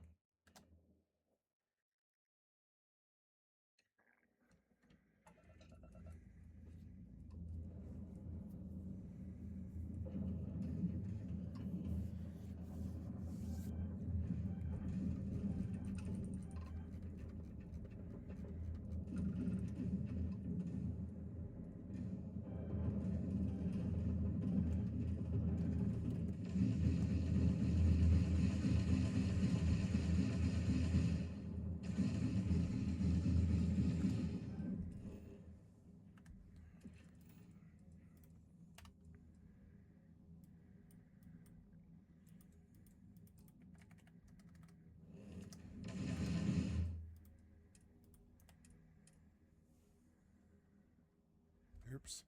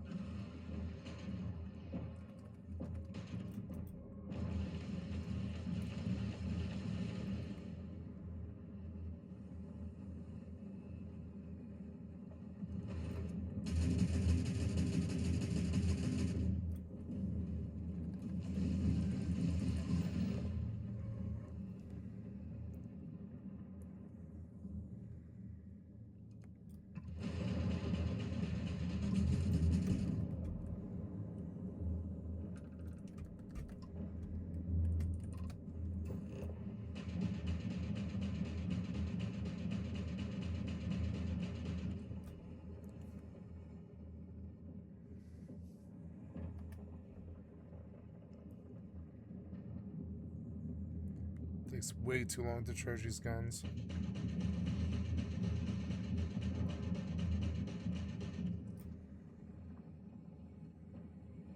It does look cool.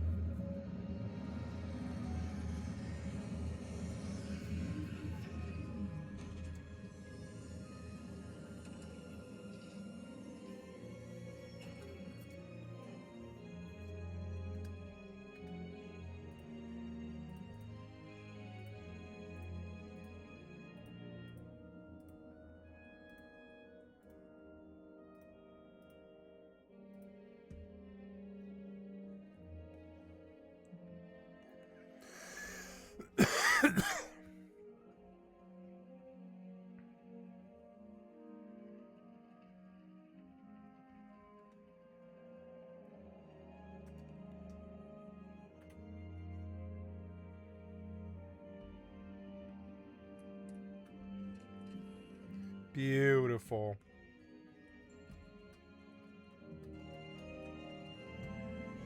All the fucking helmets. There's all these helmets everywhere. When I go downstairs, eventually there's gonna be so many fucking helmets all over the ship. There's gonna be like all these helmets. See?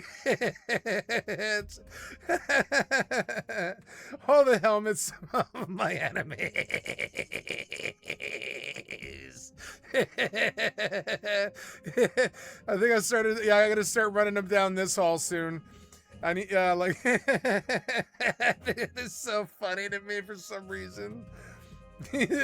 Oh, I'm gonna do a video. Starfield, the many heads of my enemies. Just have me like slow walking down the hall, like just kind of walking like this, like, you know, like RP walking down the hall. Don't mess with me. I've been here for many hundreds of hours. I've killed many people and many thousands of planets or whatever. Helmets everywhere. Yes. I'm scared it's gonna take my work away. I just have to stuff this space with helmets. I can't change it in any way. If I try to upgrade the ship at all, they're just gonna move the helmets. I know they are, so I'm just gonna keep this ship how it is right now. The ship's fine how it is right now. It's totally fine. Okay, time to go to bed and fuck my wife. It's like, get out. Get out of it. Get out of the way. Get out of the way. It's my bed. Get out of my way. It's 4:15 in the morning, so we'll have a nice 8 hours sleep. 8 hours sleep, yeah. Oh, yeah, I gotta, nice. We have, 1,400 wood.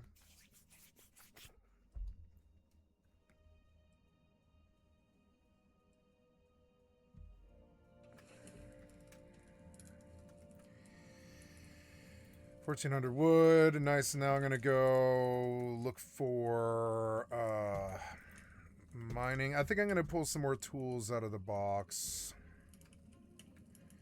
because I don't care. Yep, and we'll just go, I don't know, let's look for, like, I know there's, like, granite rocks around. Yeah, let's just see if I can just tap this rock all the way down. A couple of these rocks. Itchy. Yeah, I have some nice fat granite rocks around that'll probably do for a while. I'm good at pulling a money rocks, so that's going to be good for just income and stuff like that. Oh, beautiful planet with like red trees and stuff. It looks so good. Why can't we get like, oh man, it looks so good. There's like animals out there and stuff. Let's go kill the animals. They look interesting. I've not seen them. Where are we? We're on like Nirvana 2. Okay, Nirvana 2. It's a beautiful place. I slept. Let's do some. I haven't eaten in a long time, so we'll just do 8 and multi-pack, alien pie, got 40 blend, meals kit, chicken and ramen. Okay, get in the captain's seat and leave. As long as the credits keep rolling in, life's good. I agree. I broke my pickaxe immediately.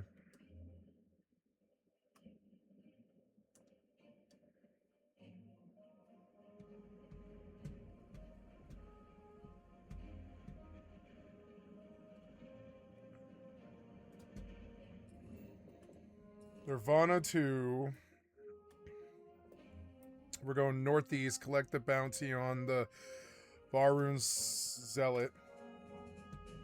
Gonna fight some Varun.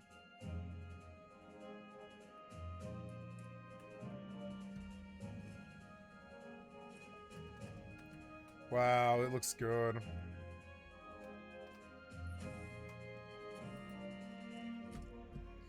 No giant enemies or anything. I saw mobs. I'll take the car because it's faster, but I like the planet. It's cool.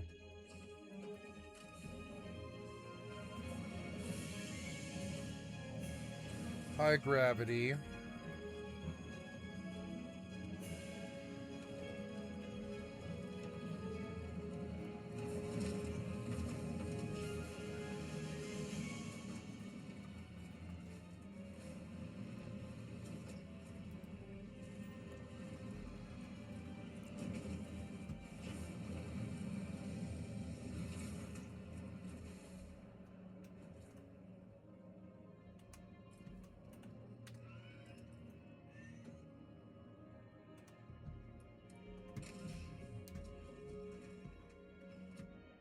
Oh, I meant to take Andreja with me. Oh well.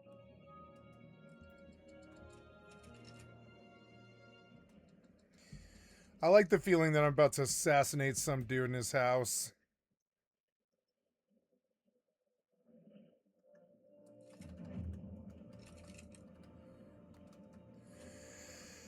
That's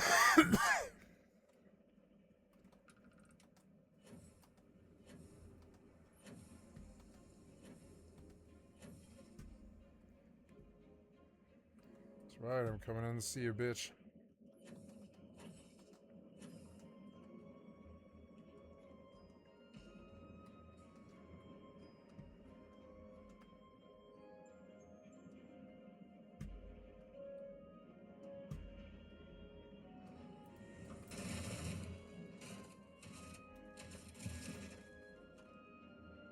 I love the door. It's so badly designed.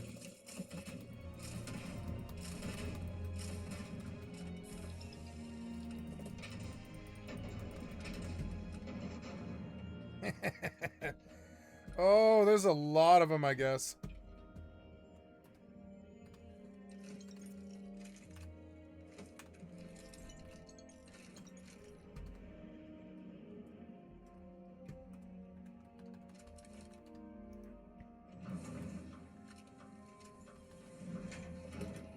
This isn't going to go well for them.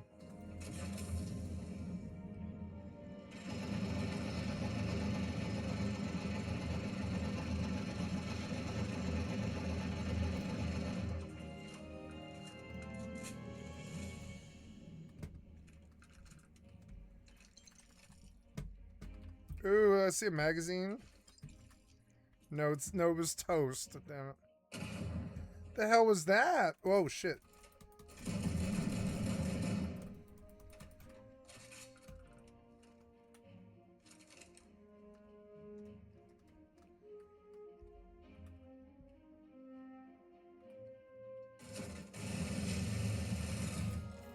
The door is so glitchy.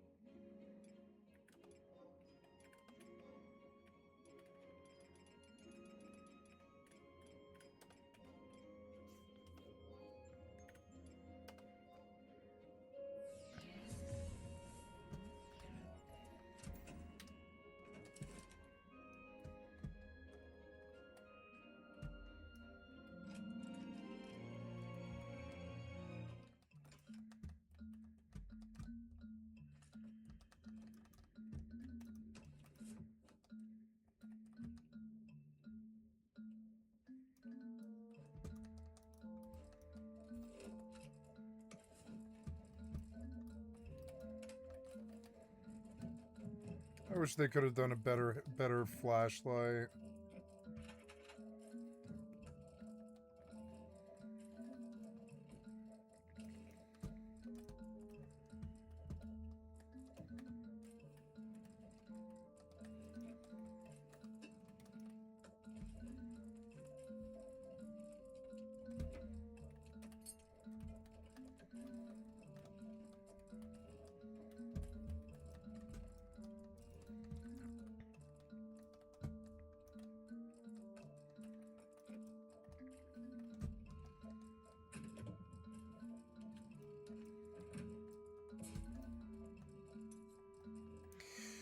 So what happened? Didn't Amazon own Throne and Liberty?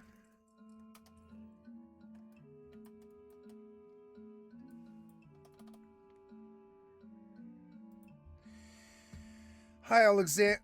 Hi, Alexam.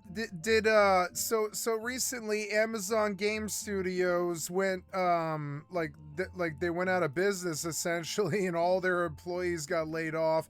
And I'm wondering what happens to Throne and Liberty. Doesn't Amazon own Throne and Liberty? Will Throne and Liberty shut down as well?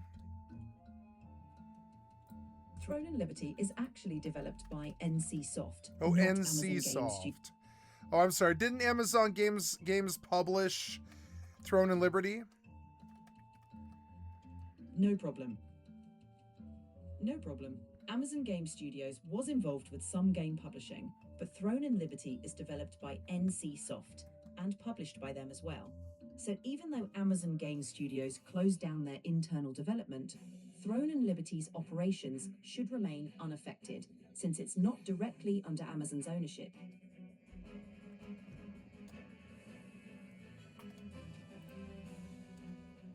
Your skill has increased.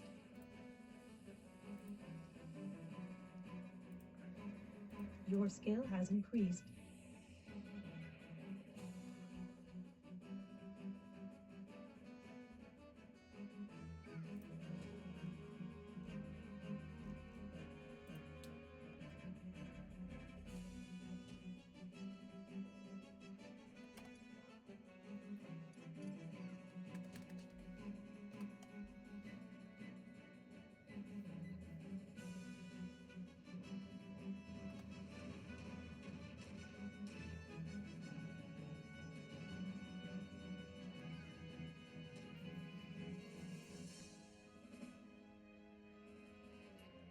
Your skill has increased.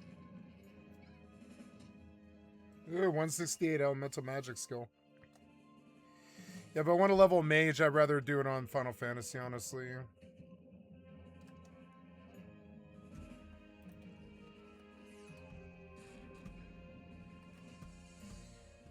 I want 2 copies of the same character, essentially just different races. Bear Tamer Archer, what's it called? My first class, I can't remember what they're called. And then this class, Ogmir, or Omir, I think. And is this Granum? No, that's not Granum.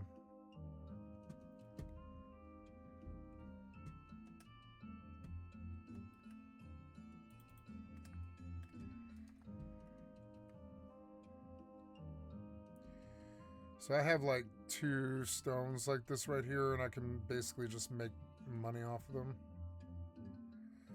There's a big stone right here. Let's see if I can get a lot out of this one.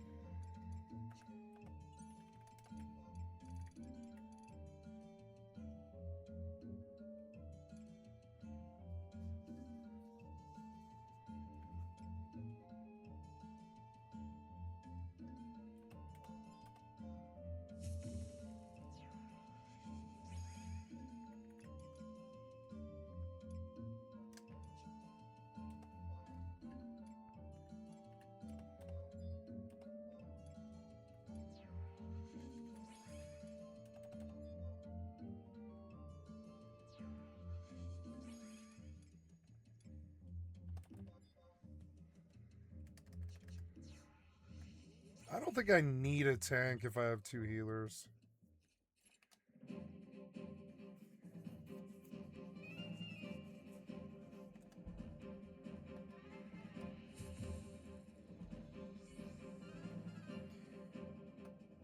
Your skill has increased. Your skill has increased. I'm just sitting here glancing around, see if Your I skill see has see a increased. magazine, hopefully. I don't think I'm going to, but you know, it's worth it to look. Yeah, I think I checked everything in here right. Yeah, so we can just leave.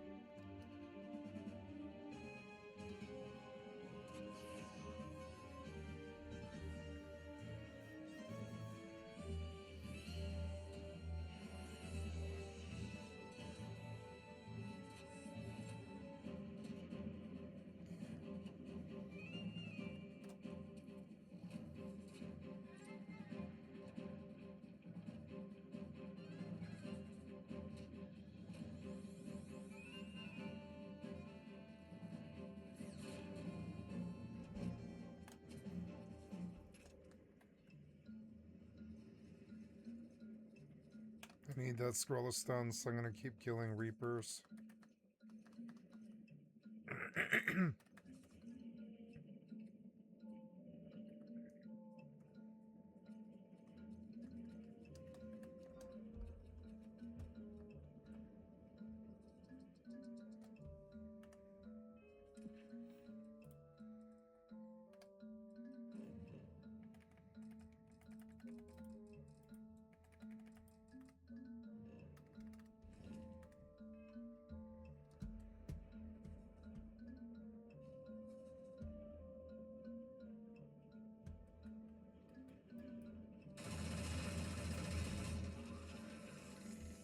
I've never seen that one before. It's like a octopus alien.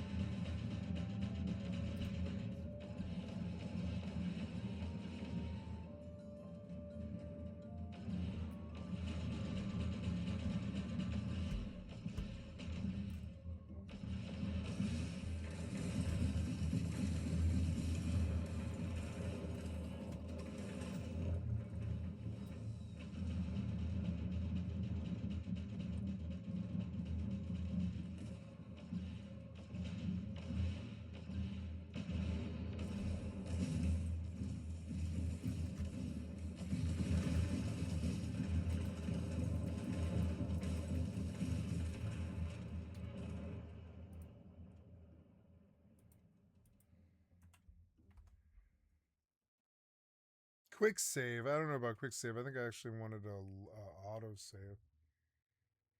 Oh, quick save was a while ago. No, I want an auto save.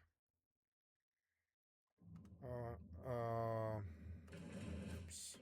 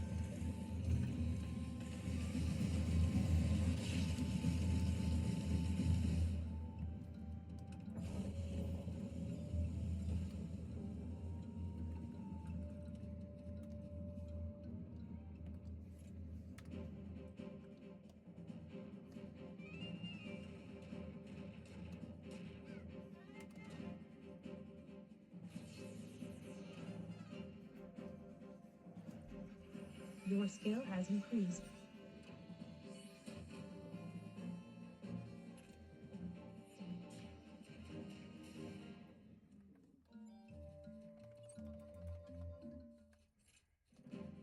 I like this party. Your skill has increased.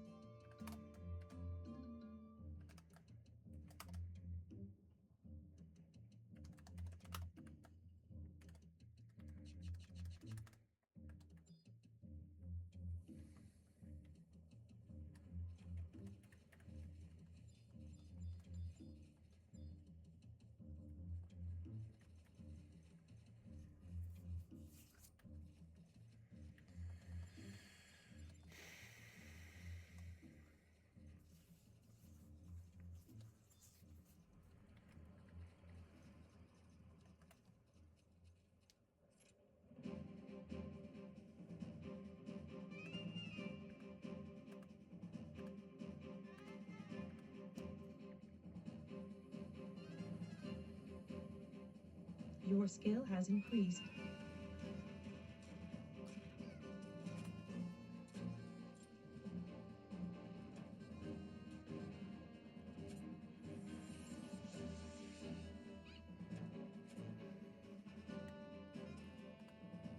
Your scale has increased.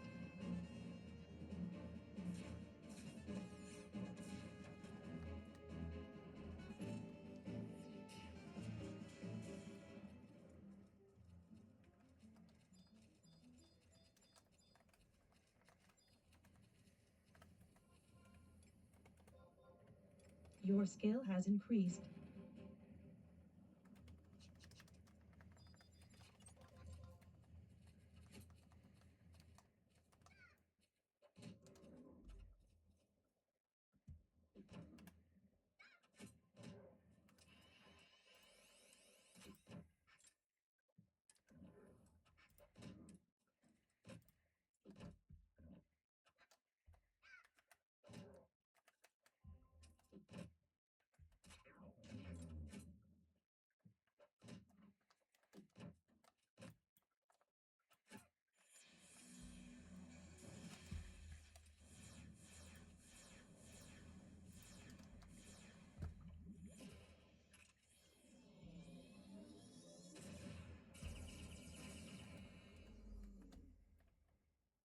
Stellar arrow scouring bubbles.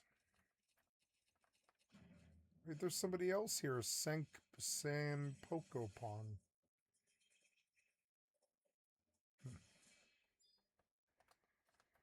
You are killing my Reaper, damn it. Why are you here? Oh.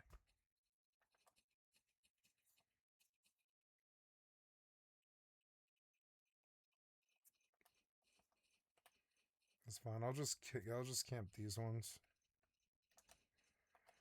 I'll run north if there's no mobs. No, there's a Reaper. Ah, farted the kitty.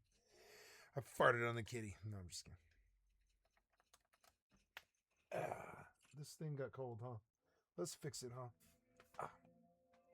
Gotta fix it, kitty. Move. Yep.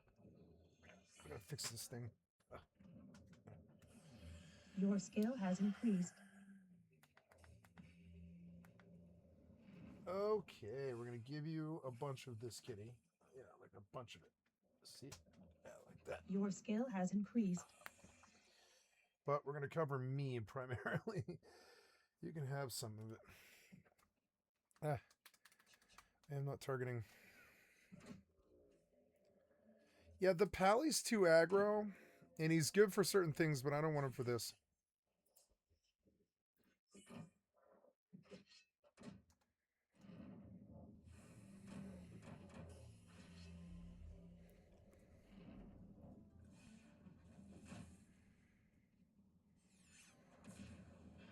Your scale has increased.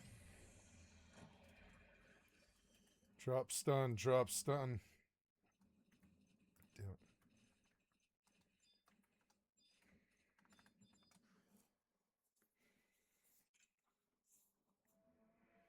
Hello, the kitty. Are we feeling good? Let's feed you, kitty. Excuse you, kitty. Let's get you dinner, huh? Yeah, you ready? Okay.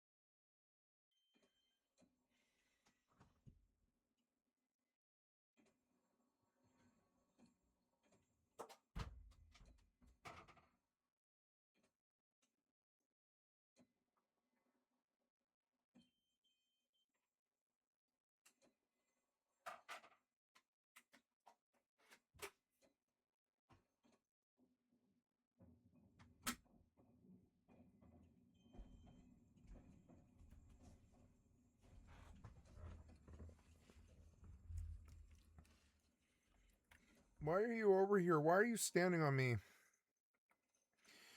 Are you after the same thing? You probably are. I killed the Reaper.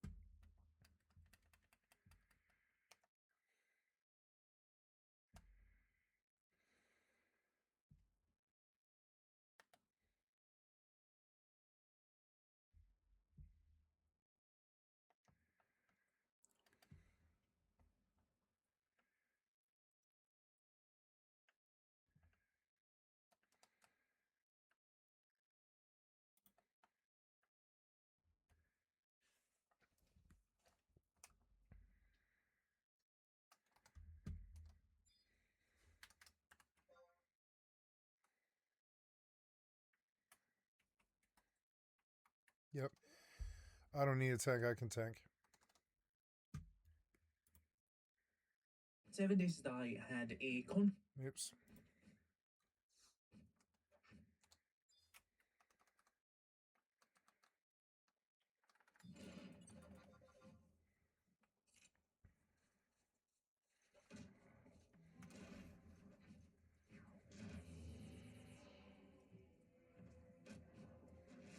Your skill has increased. Let the ranger tank. Let him run it around. Yeah, like that. It's actually kind of funny. Let the ranger tank. Why not?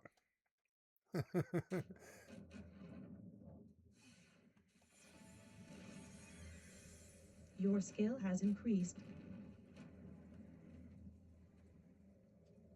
Your skill has increased.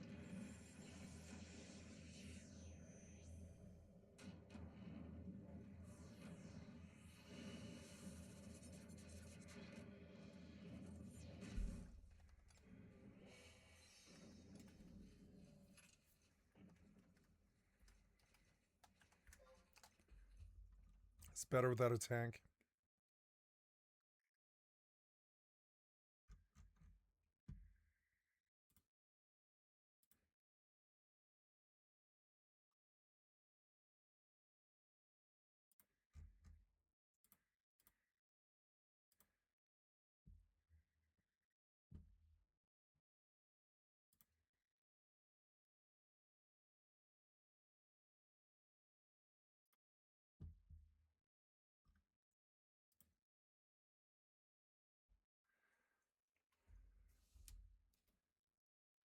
Oops.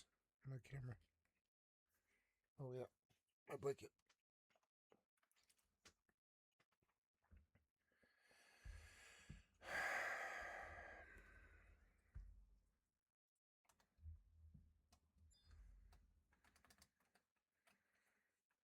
Oops.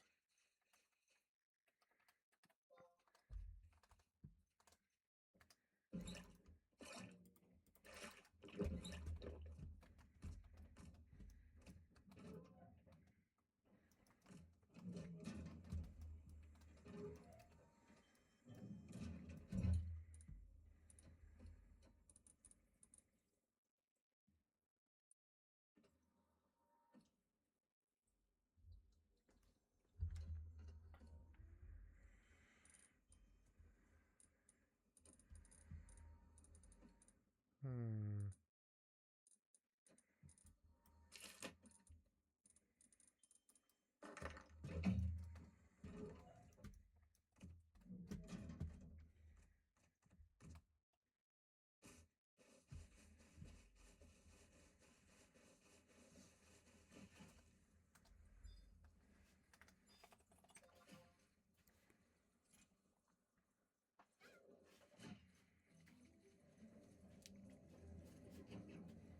Your skill has increased.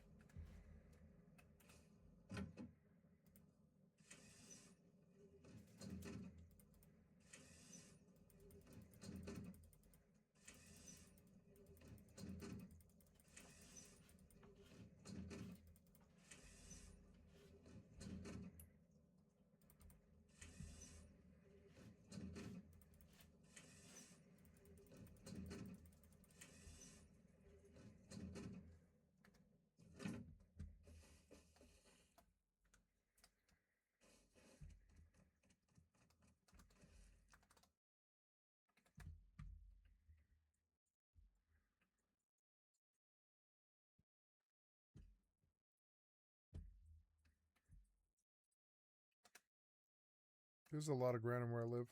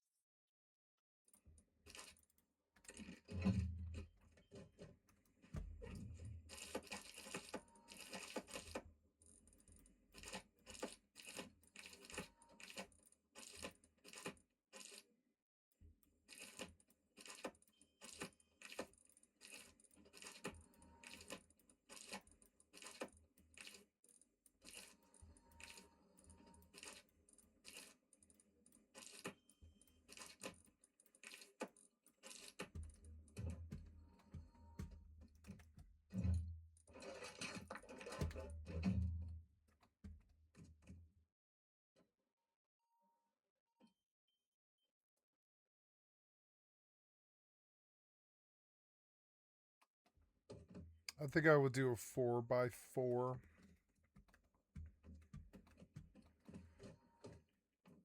Just 2 stories.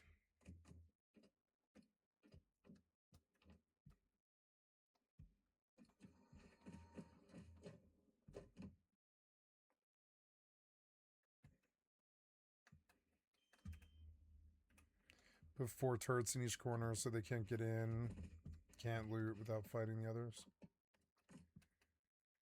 Yep, 4 wind turbines on each corner, 1 for each turret or whatever. Oh, so oops. Let's see. I forgot everything. Yeah, right, everything.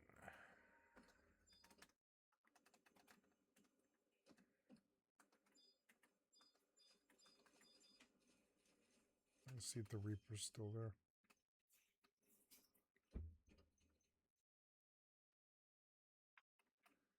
I need stun, damn it. Hello, my kitty. How are you? Yeah, hello, the kitty.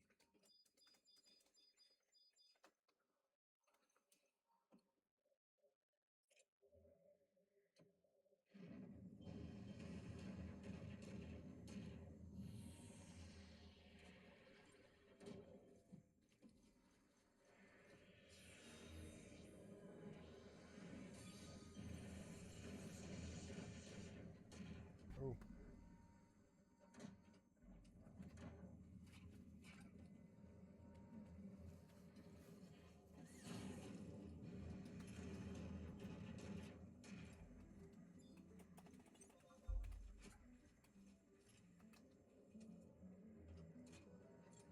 Your skill has increased.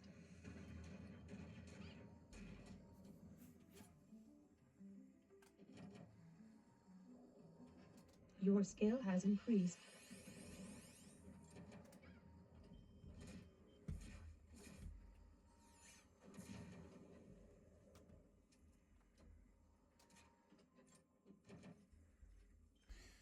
So if I do mining, I can open up elementalist stuff, and that's good.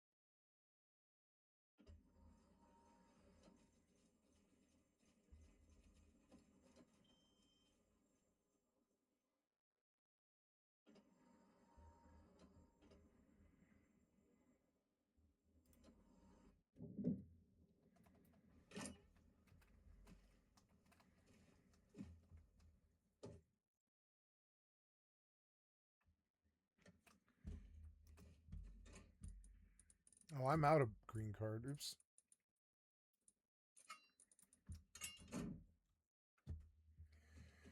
Gotta go grab one.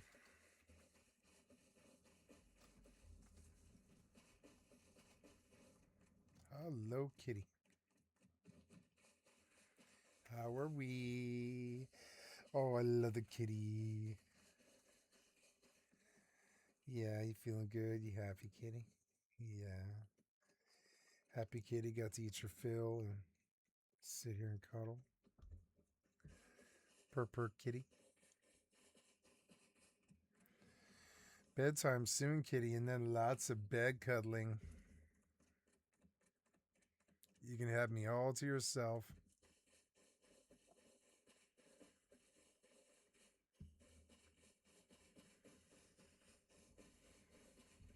Yeah.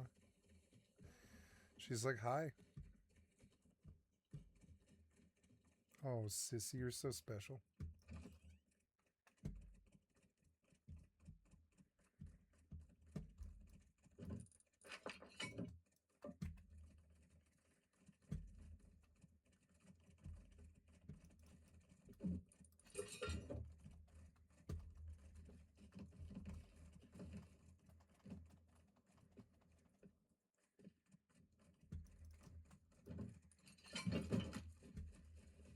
Sorry, kitty. I didn't mean to bump you.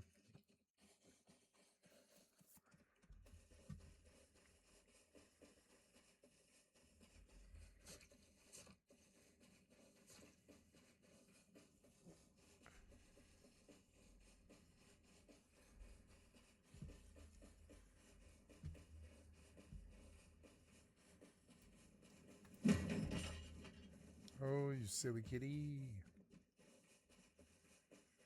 Kitty.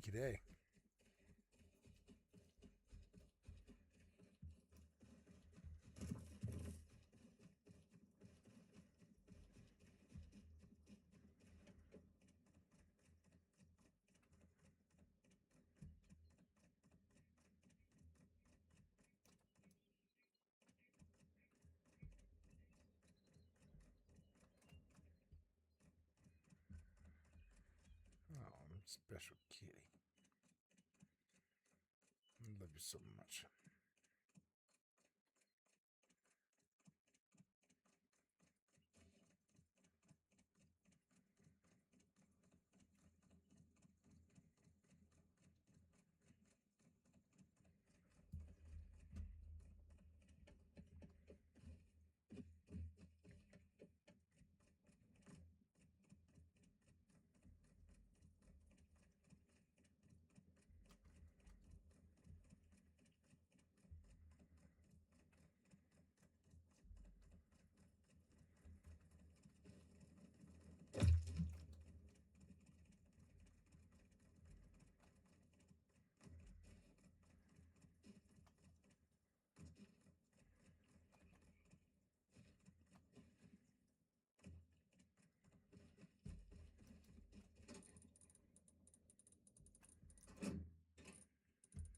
Did I use up all the fuses? All the fuses.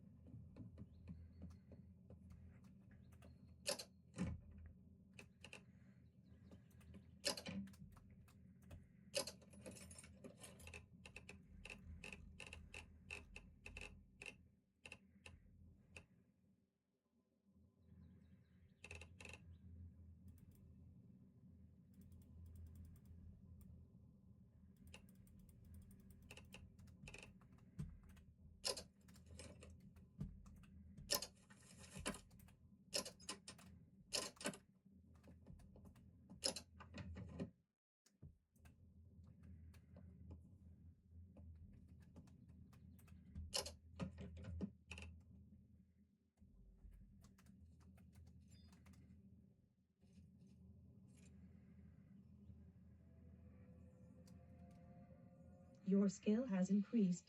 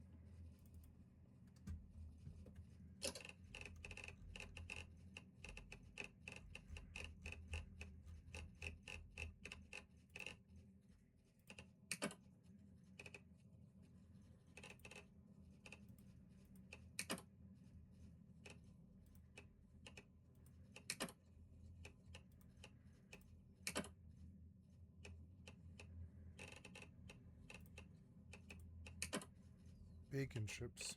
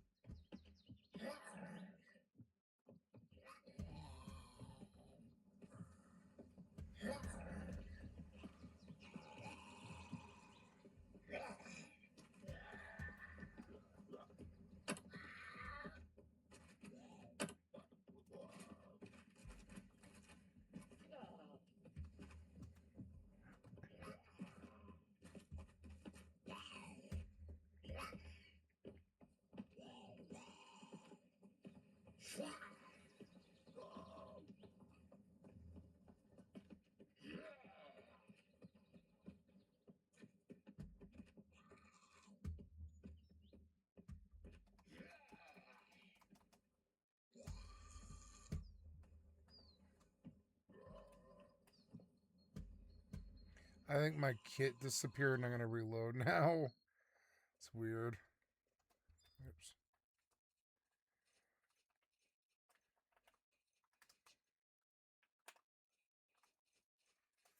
Did not mean to go this far. Yeah, I like this game, but I think I want to let it give it another couple of years. It's a good game, but I don't want to spend a lot of time on it. Like, it's not gripping me like as a good single player game, and I want to try Surrounded again and compare the two.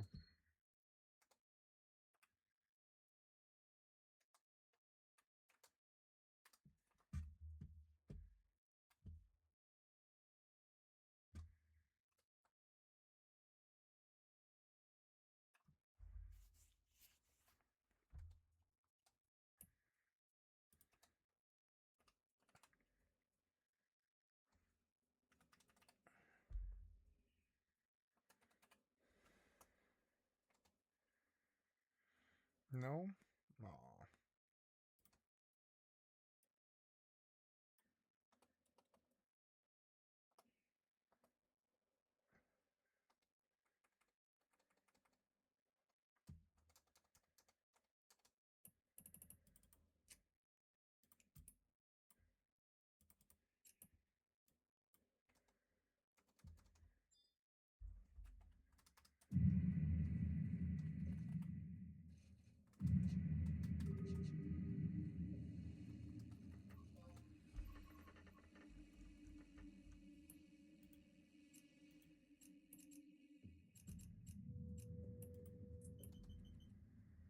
Warp drive active.